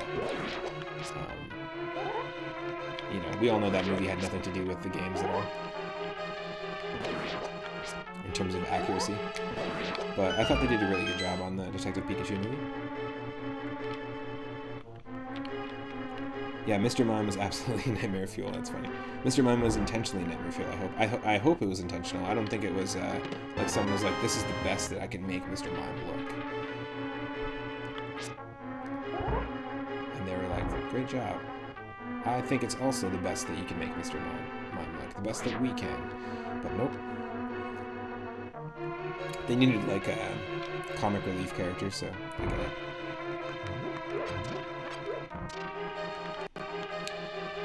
I really like early 3D games for that same reason. Oh god. Early 3D games for that reason. Because nothing was refined yet, you know? When 3D was new, like PlayStation 1 and PlayStation 2 games, nothing was refined, so there's a lot of, like, I don't know, you could call them mistakes, but as Brian Eno would say it best, he says that the thing, this isn't an exact quote, of course, but the thing that you will initially disdain about a medium or about like a game or something like that will eventually be the thing that it's endeared for, or that you are nostalgic for. So like lo-fi music, or like for example, chiptune music from video games. A lot of people weren't necessarily fans when it all came out because it just didn't sound real, like real instruments. And when they did 3D games, started diving into it, they started using like those really shitty real instrument samples, which, you know, can be considered objectively shitty samples, but at the same time, now looking back, you're like, that's the thing I like about that. That's exactly the reason why that aesthetic works.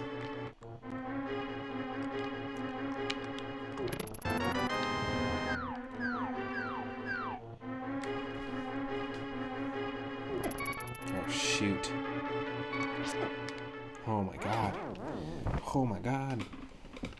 Oh yeah, Machamp would be also a nightmare fuel moment. I mean, we don't need the compass, do we? Do we really need the compass? Can we kill chain chomps? No, we can't. Not in this game.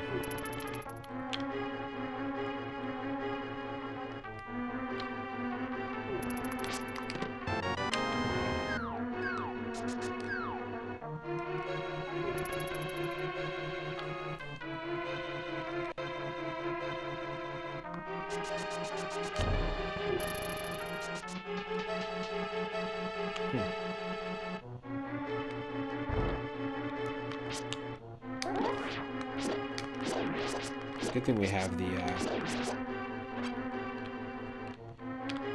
key. Good thing we have the lamp here, because these rooms are pretty much impossible to do without the lamp. I mean, some people do it. I don't know how they do it, but with an randomizer, it'd be really tough to know what enemies you're dealing with. Come on. We're doing damage, it's just got a lot of health.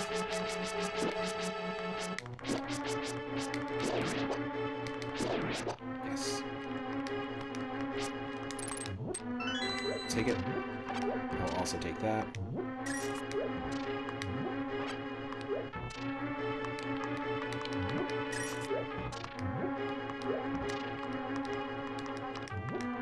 Nice. Get me out of here.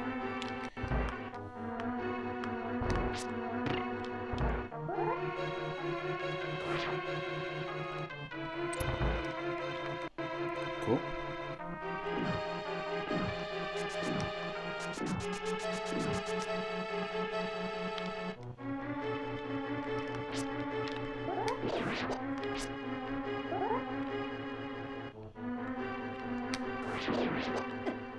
Oh, yo. No way. No way.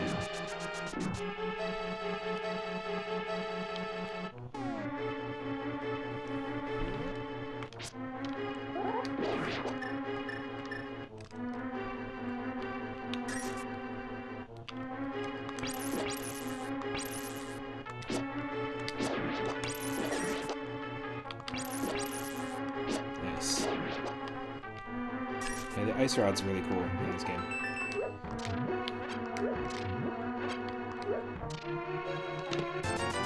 Roops. Give me the roops, give me the roops.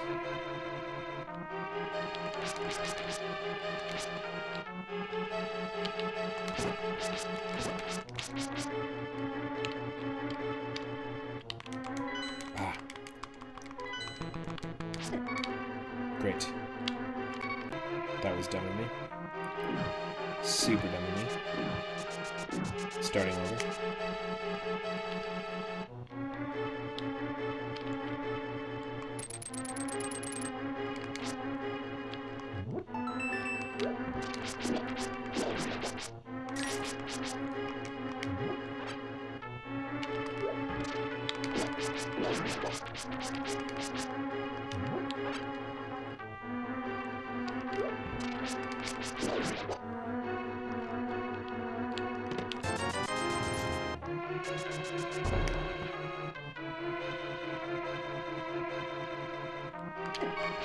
Yo, holy crap.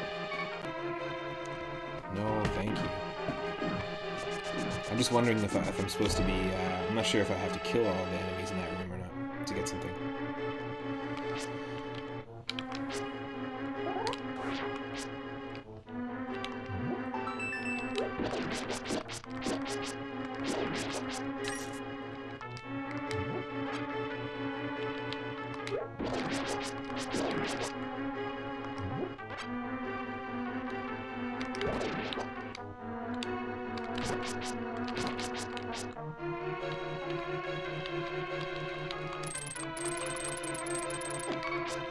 Yo. So done. My apologies that I have to keep doing this over and over again like this. Honestly, I'm using a save state to make it a little easier, but there's no... just easier on the audience so that we don't have to watch me trek around and walk all the way back here again, you know?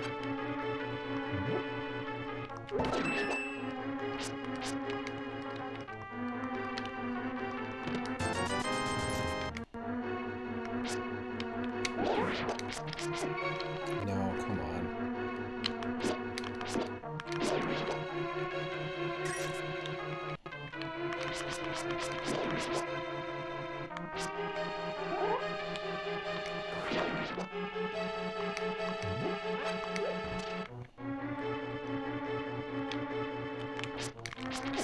Oh, come on. So sorry about this nonsense.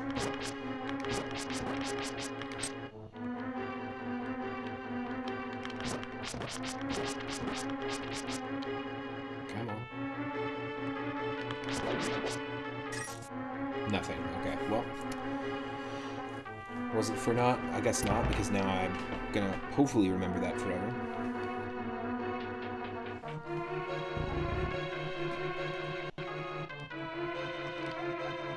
Some cash is held with the fishes. Cool. I'm not exactly sure what that's trying to tell us. Is that something to do with Zora? Because we've already taken care of the water, we drained the water, and we got a boomerang. All these hint tiles are going to give us different hints based on our seeds, so that's telling us something about the Zora.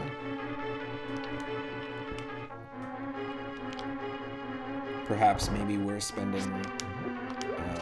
if we end up spending $500 on Zora's treasure, it's just going to be money. Maybe that's what it's trying to tell us.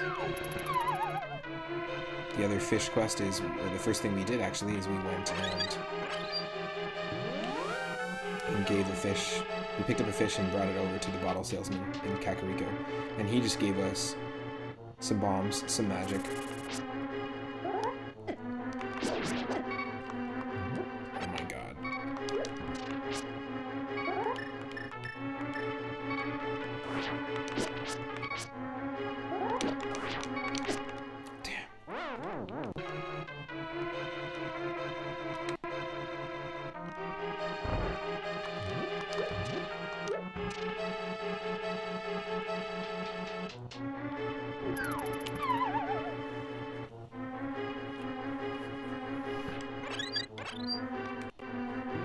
Okay, let's try this. 1 second.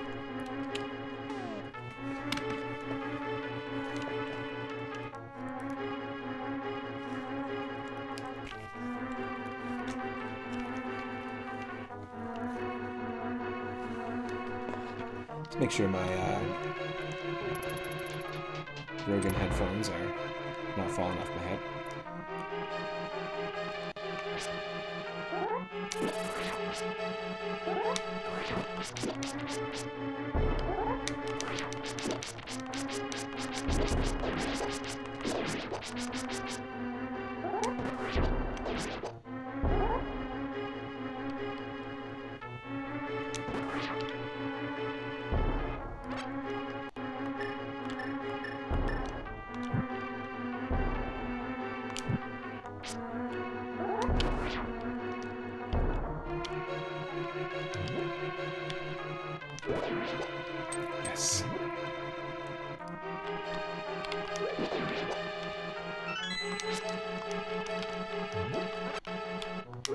Okay, we got the key. And we need all 3.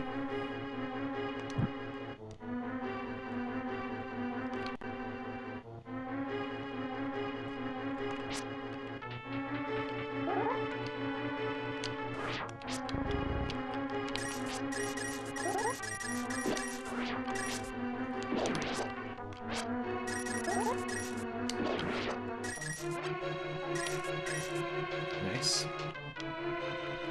Interesting, the lanterns in the other room lit the entire stage. That's intriguing to me.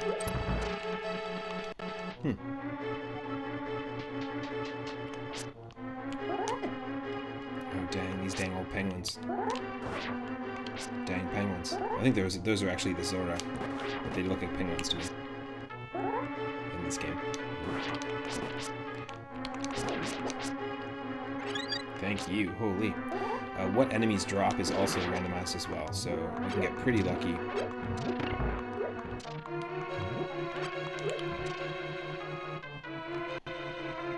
Yeah, this is awesome.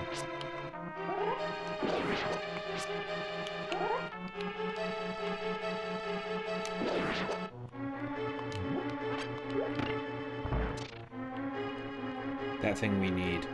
The red Armos statue, we definitely need to have arrows. And we know where we actually have arrows right now. We got 30 arrows, but we know where the actual bow is, and it's in the desert.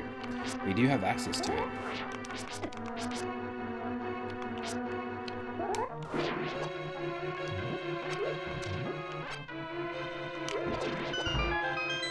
Oh shoot. We're gonna take on the boss with this little health?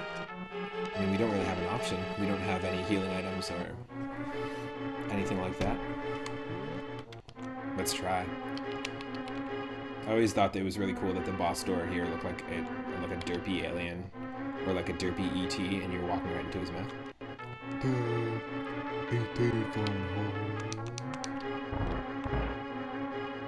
Just especially the way the door opens. It's just, I always thought that was really funny. Perfect. Look at all these enemies. These squiggly wigglies. Get out of here, squigs.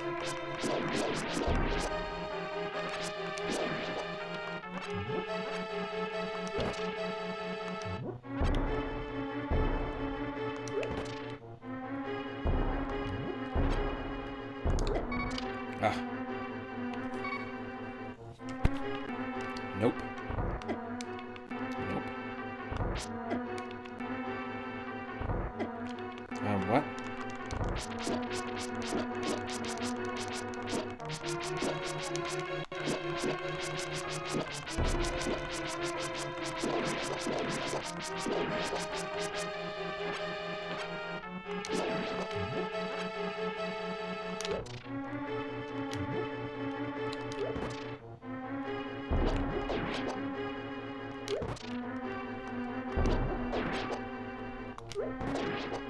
Yes. You can't hold more than 10 bombs anyways. Well, at least there's a little more health. Oops. Sorry. Okay, let's try this. Let's go for it. So it's a randomized boss.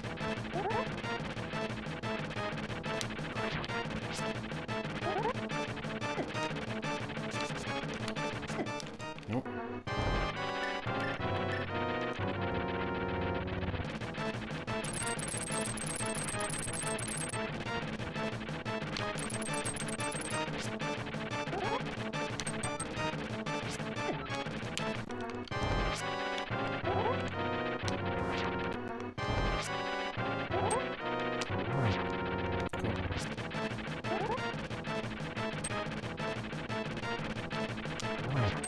Nice.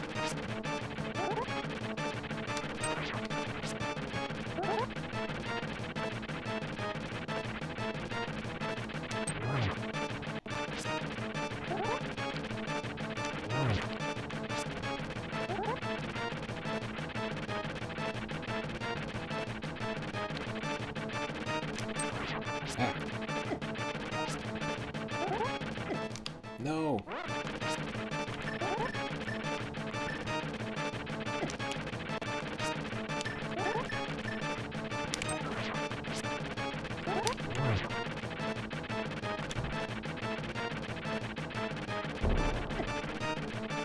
bomb's not gonna do anything.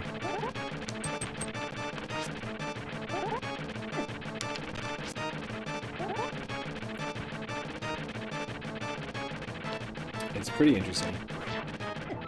Ah! It does so much damage to us.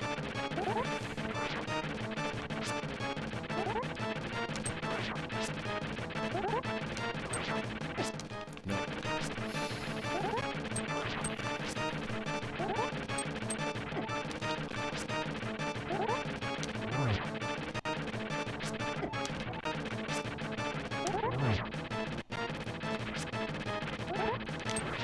That's fast now. Holy crap.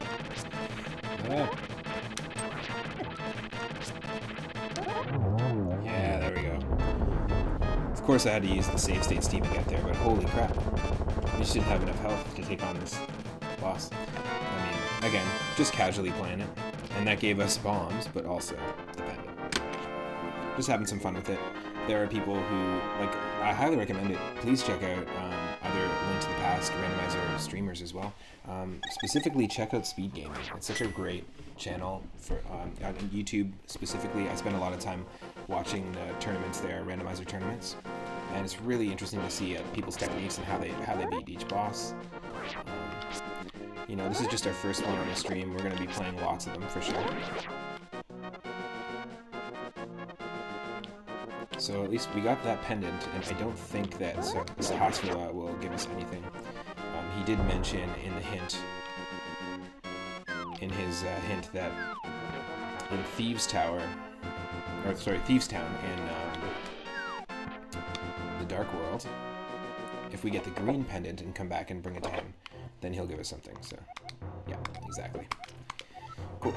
Because normally in the Eastern Palace in the vanilla game, that's you get the green pendant from beating the boss. Cool. So we were able to get that done. I kind of feel like the next step here, I mean, looking at what we have, we got a pretty decent build. I feel like the next step here has got to be starting at the Sanctuary. It's not open. Normally when you play this game in standard mode, you have to save Zelda here. Who, by the way, I didn't know this until only playing randomizers. I never attempted to talk to them. But when you talk to either the priest or to Zelda here, after you save Zelda, it's an instant full heal, like a fairy. I had no idea. I had no idea until I played the randomizer. So there's a great example of something that you learn as you play something like this. When you shuffle the game around, you find out a little more about how the game works. But yeah, normally in this area, normally in the vanilla game, you save Princess Zelda. You start the game as Link, and you get a telepathic communication. Like you hear her voice calling to you from Zelda, and she says, "Help me! I'm captured in the dungeon of Hyrule Castle." So you find a way to sneak in. Your uncle gets killed and leaves you his sword.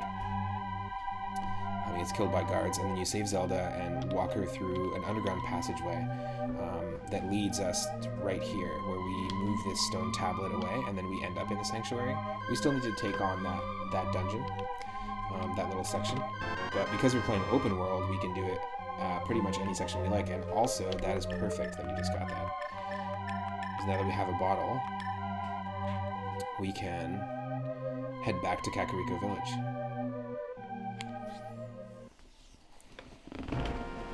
I think, right? Or does the kid give you a bottle normally? I can't remember.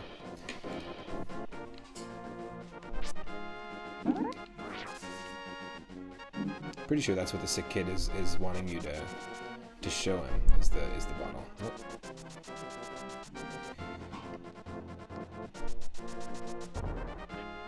Let's try. Kakariko is really close to Sanctuary, so.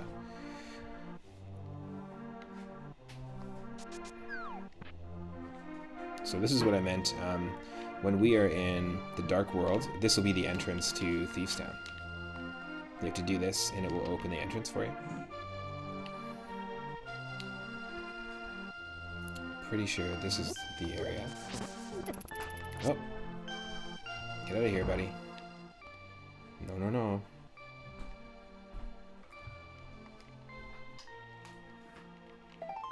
Yep. So yeah, you need to give him some medicine or the bottle, and then he gave us a heart piece, which is perfect because we only need one more, and now we have 8 heart containers. Very, very useful. Doing okay on health, and just as a nod to, thankfully we don't have to use up the bottle, which is great. But just as a nod to the fact that we started off as a blue bandit from Super Mario World 2, Yoshi's Island. I made the hearts blue, but we pretty much found our blue tunic right away, and that turned us red. So that's fine. It beefs up our stuff. Beefs up our defense, all that stuff. Let me take a sip of coffee.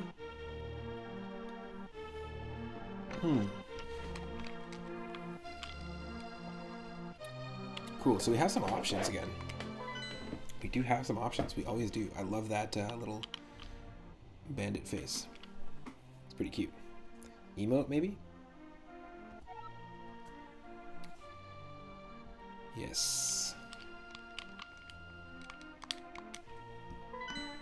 Cool. I have a few ideas for future emotes, and they're all game specific, so I might make that bandit face one of our emotes.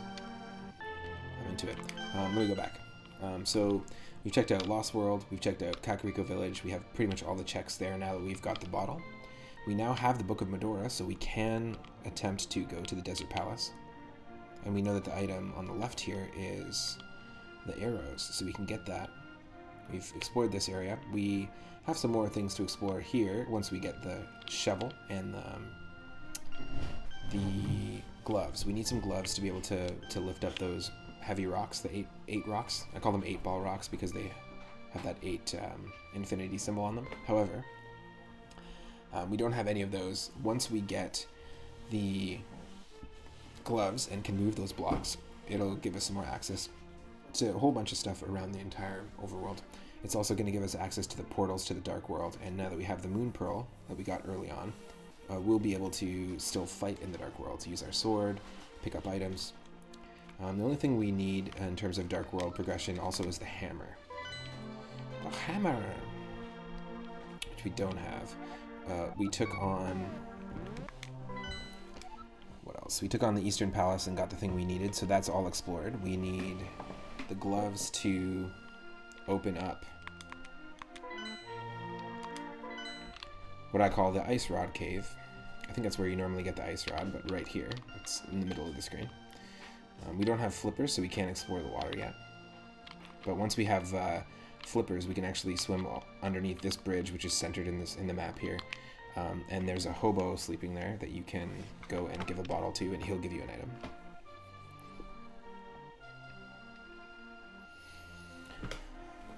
I mean, let's do Hyrule Castle. I think that's the next step, and then let's take on the Eastern... not the Eastern Palace, the Desert Palace. So I think that's going to be what we'll do. Here, let's... God, the controls. Let's save and quit. Let's start back at Link's house. And do what normally people would do at the very beginning of the game when they're playing standard mode or when they're playing this game in the vanilla fashion.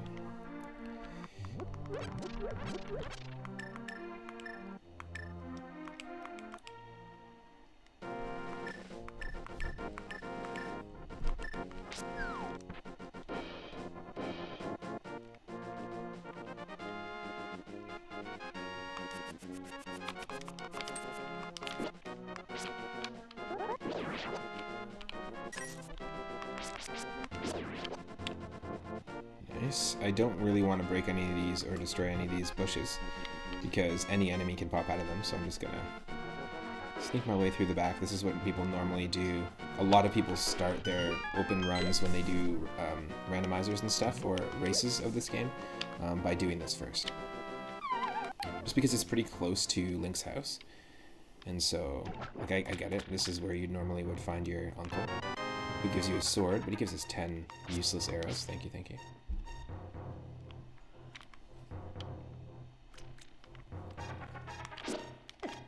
Holy. You're gonna do 3 damage to me? Get out of here. Okay, slime.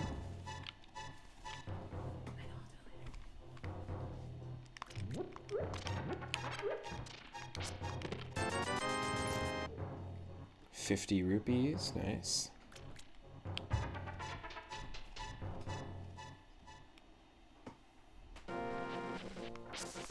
Oh, yeah, that kind of thing. It's just not worth exploring to see what sort of, like, to see if you can get hearts in these bushes. It's really, really not worth doing it. Just the chances of us seeing an enemy are really slim.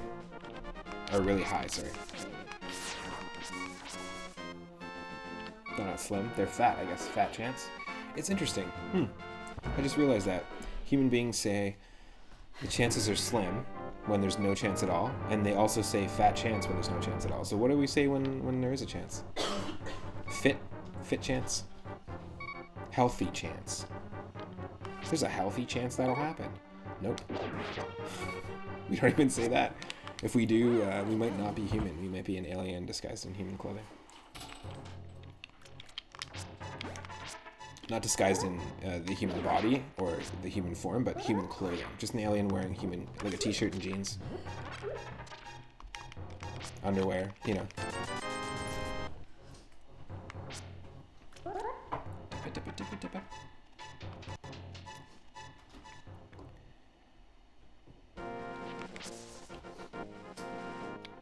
Let's try to completely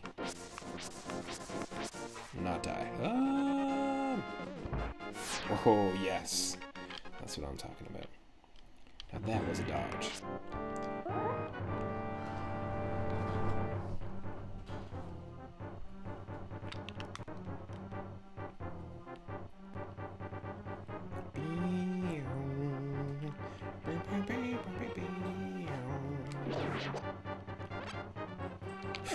Oh, you... That thing does so much damage. Does 3 damage.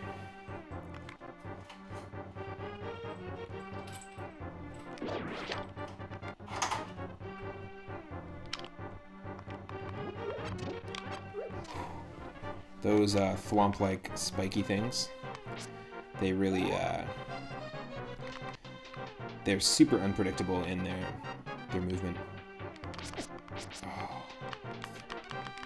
Really?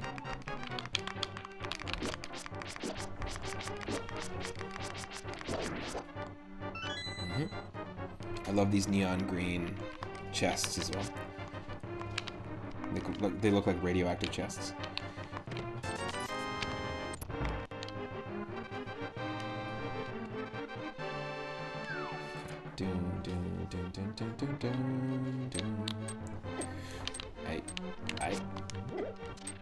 Hey. It's supposed to give me hearts.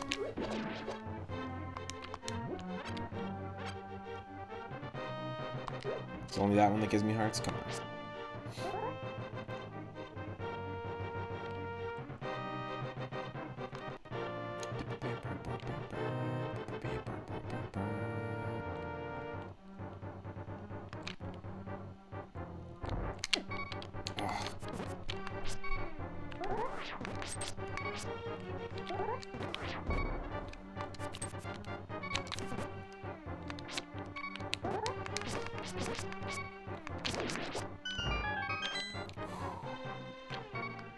Half a heart right now.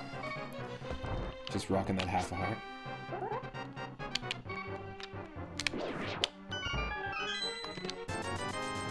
Rupes. Oh, we are 1 rupee away from a very special number of rupees. A little 419.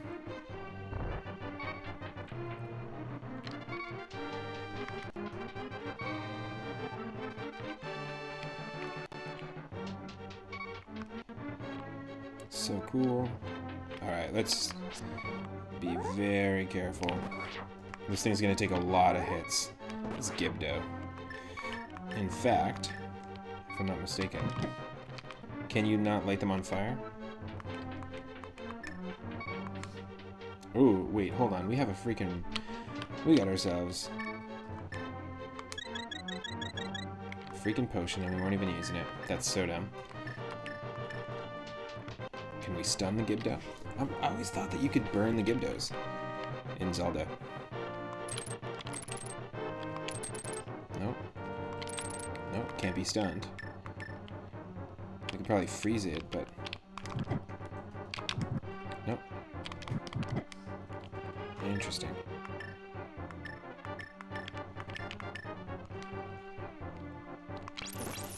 Yeah.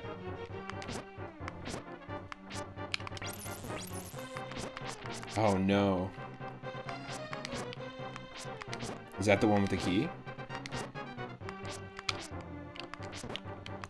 We may have knocked it into the cage that we... Yeah, we might have screwed ourselves over. Oh, okay, good. That's the one with the key, thankfully. That's so funny. If we did that, that would have been hilarious.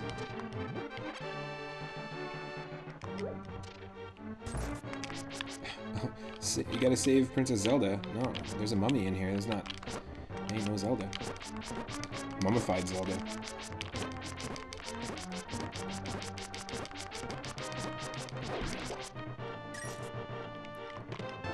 Bam, that was pointless. We got the map of an area that we don't need a map of.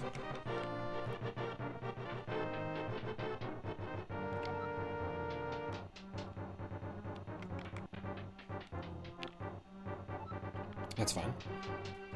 We have 420 rupees, everybody. You know what that means.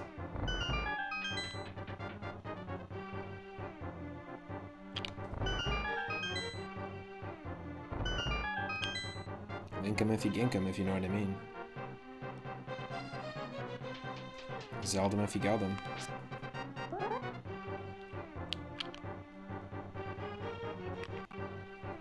Thank you so much, Itarama, for the raid earlier. Really appreciate it.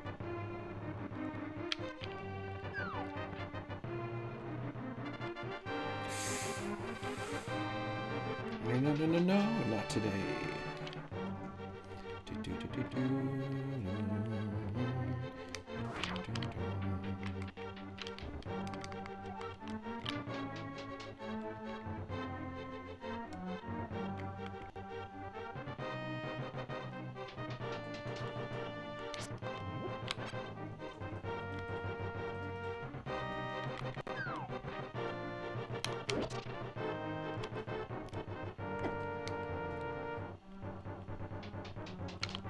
Nope, not the way to do it.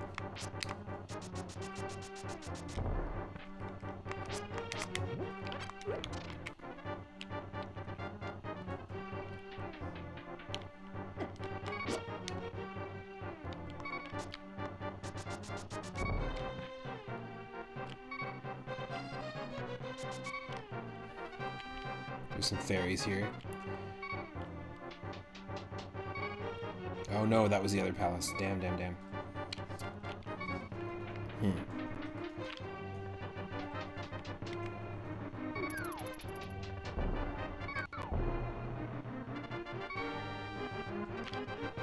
Okay, so this door is automatically pushed open.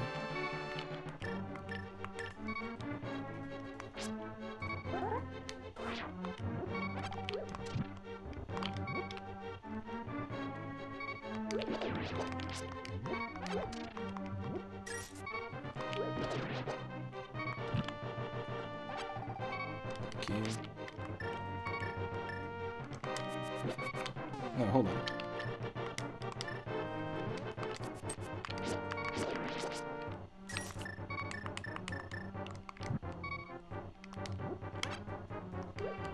We're getting really lucky with the enemies here. In a lot of my practice randomizers, these are deadly rooms. These are really deadly rooms.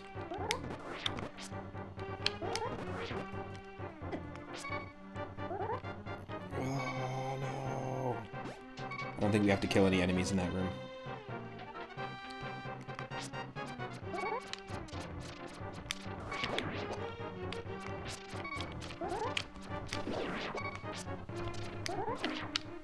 Oh, we got shot in the back by an Octorok. We got shot in that back.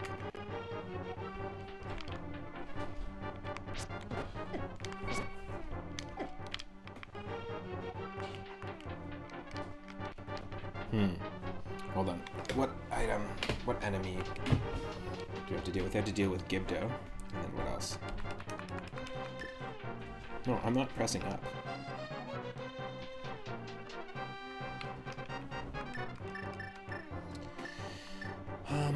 I guess we could use the ice rod here.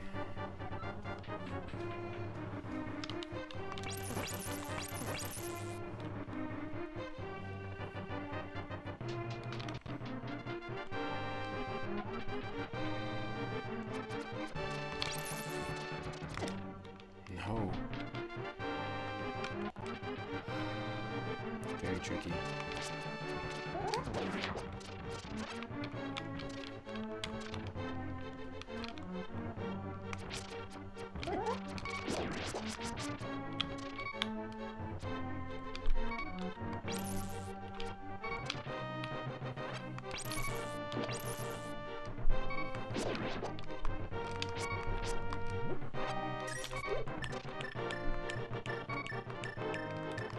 I know we don't have too many more enemies in this room, so just this guy.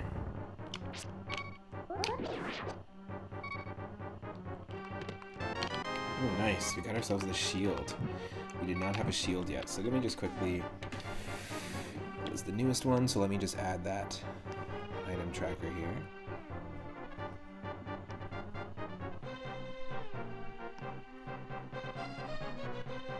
Where are you, good old shield? Cool. Oh, and we got the bottle.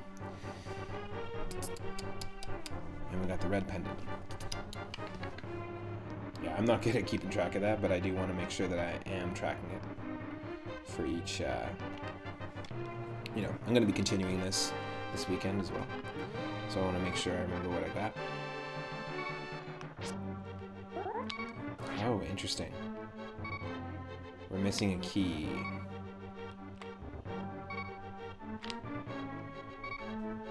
Which, if I'm not mistaken, means... Oh, God. It means that one of these guys has a key, I think.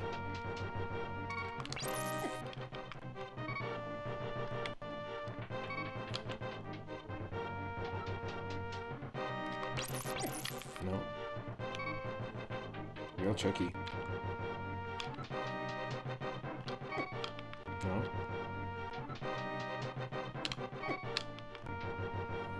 Okay, there's a pattern.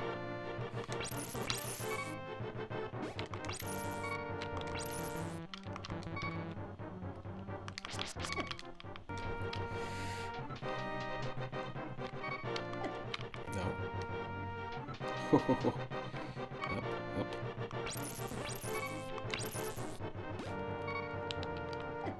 No. How did I not get both of them?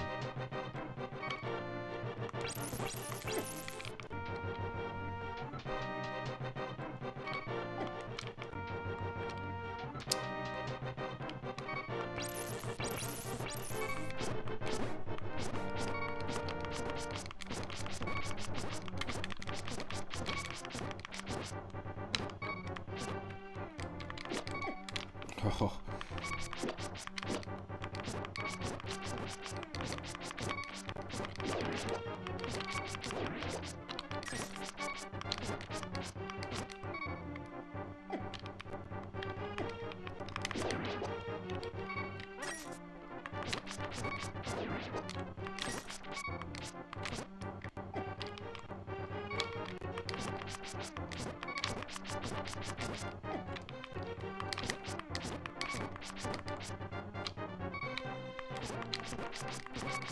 Come on. Just backing the mummy up into the corner. And hopefully it just gives us something. Is there going to be a key here? I hope so. No, wow. Okay, so that means that there is a back entrance to this particular dungeon that we're in. Like the sanctuary back entrance. So that means that that's what's going on here. There's a key in another location. We have to get there a different way. Which is fine. So we can save and quit. And the way to get there is, I think, accessible because we have the Pegasus Boots. Let me just quickly go check. Quickest way there is the sanctuary. So let's heal, which again blows my mind that you can even heal at the sanctuary. I had no idea that was a thing. No idea.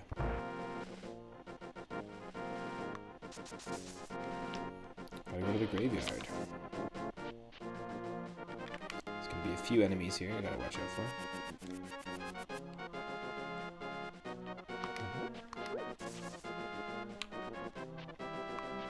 Is it here? I think this is the other section of that same dungeon.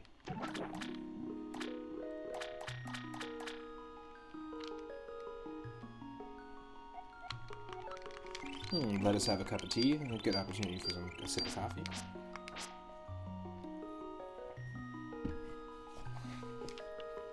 If you aren't a follower already, consider clicking that follow button. It'll let you know when I go live and when we're playing the next game on the channel. You can pretty much tune in every single day after 1 p.m. Pacific. Usually stream every day from that point onward.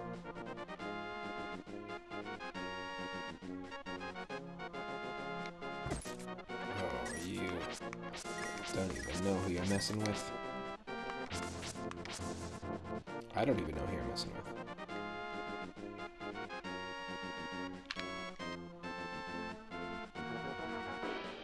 We need to get her the mushroom, right? Double toil and trouble. Bring me a mushroom. Yep. We've not found the mushroom yet. Oh, we do have this, though. Ooh, what do we do? Do we save? Do we buy ourselves a potion? No, let's not buy a potion yet.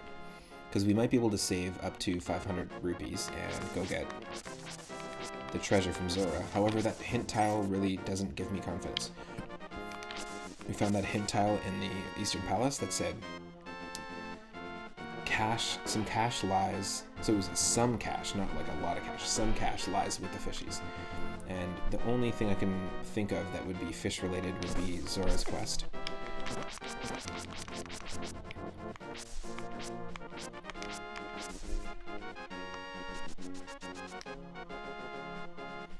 And we have to pay $500 for Zora's treasure, and if we end up paying $500 for like 20 bucks, 20 rupees, it's not gonna be fun.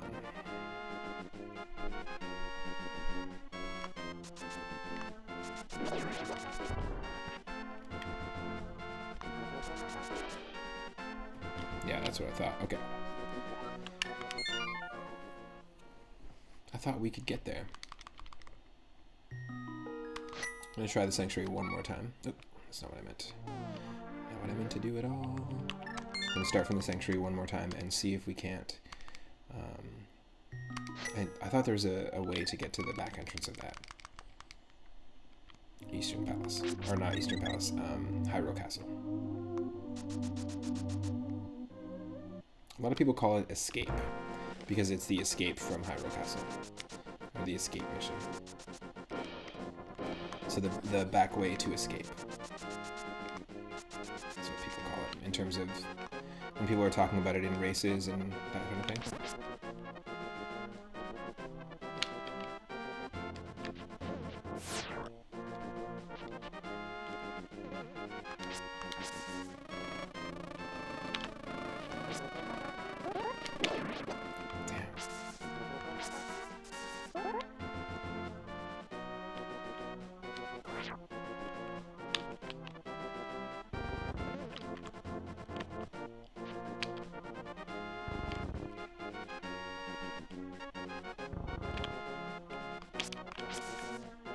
I'm pretty sure it's this upper one.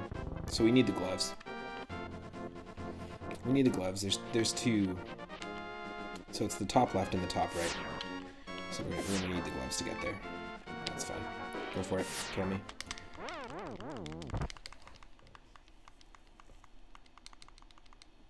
Now we've been playing on the channel Super Mario fan game that boils down a lot of the mechanics of Super Mario 1, 2, and 3 and World.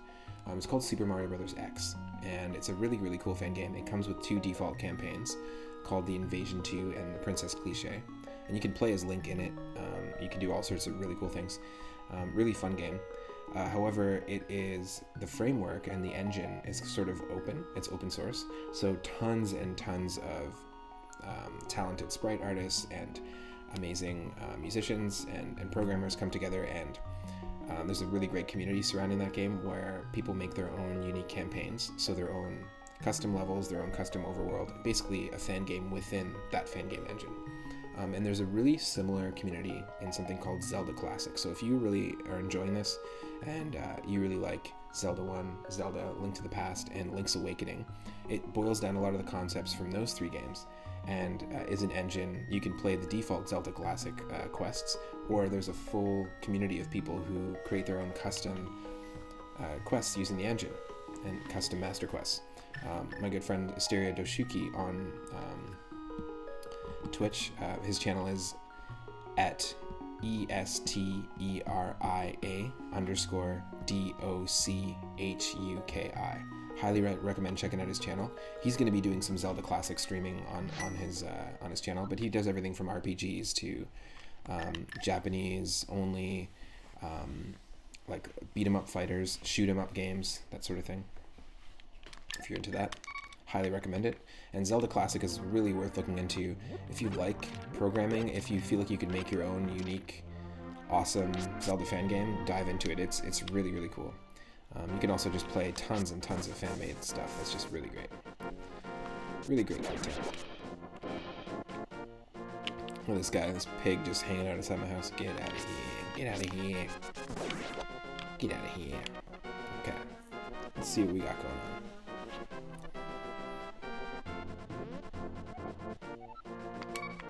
So, we took on Hyrule Castle. We just need to go to the back entrance. This is the sanctuary, by the way, on the map. It's right north of Hyrule Castle.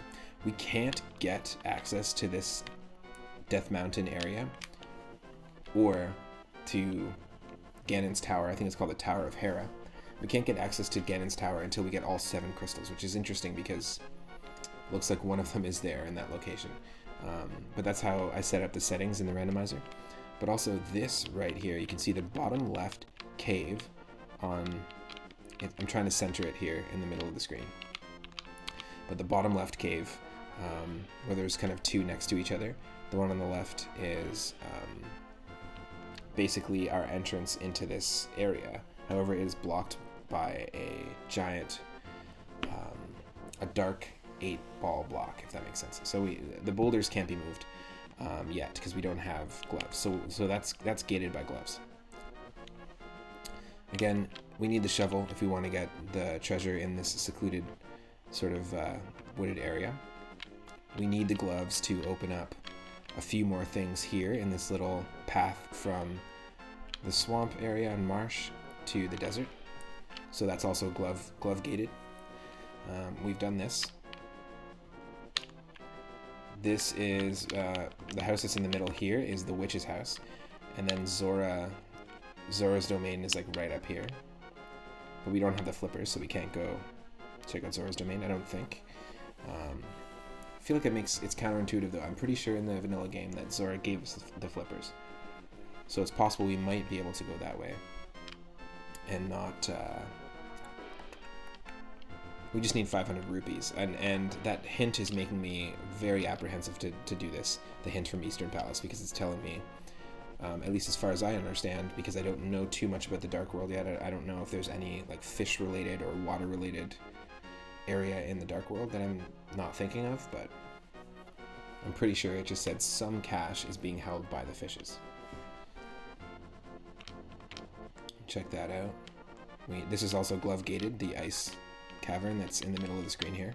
So yeah, and then there's flipper gated stuff like the hobo bridge. So I think really the only thing we can do is the desert palace right now, which is kind of cool if that's open to us. However, what I'm going to do is I'm going to call the stream for tonight. Tomorrow I'm going to be streaming at 1 p.m. Pacific. As always, I stream every single day at 1 p.m. Pacific. Again, thanks for tuning in. Thanks to everyone who's been hanging out. This was such a fun beginning to the first randomizer run of Link to the Past, which is one of my favorite games on the Super Nintendo. I feel very connected to this game, and I feel like we'll be doing a lot more Link to the Past on the channel, a lot more Zelda randomizers for sure.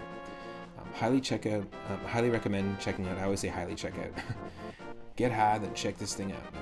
Highly recommend you check out Speed Gaming if you like this stream and you want to see people race this, or you want to get into randomizer runs of Link to the Past. Go check it out. Really, really cool YouTube channel. If you're watching on my YouTube channel, consider clicking the subscribe button. It'll allow you to watch every single stream in full. And we've got a playlist organized for every single series. And consider clicking that follow button if you can. I'm going to see if there's someone online right now that we can raid. So just a moment. We'll send the chat and the viewers over to an awesome retro streamer. We'll continue this one this weekend. And tomorrow, I think my plan, because tomorrow is Friday, so it is Final Fantasy Friday on the channel.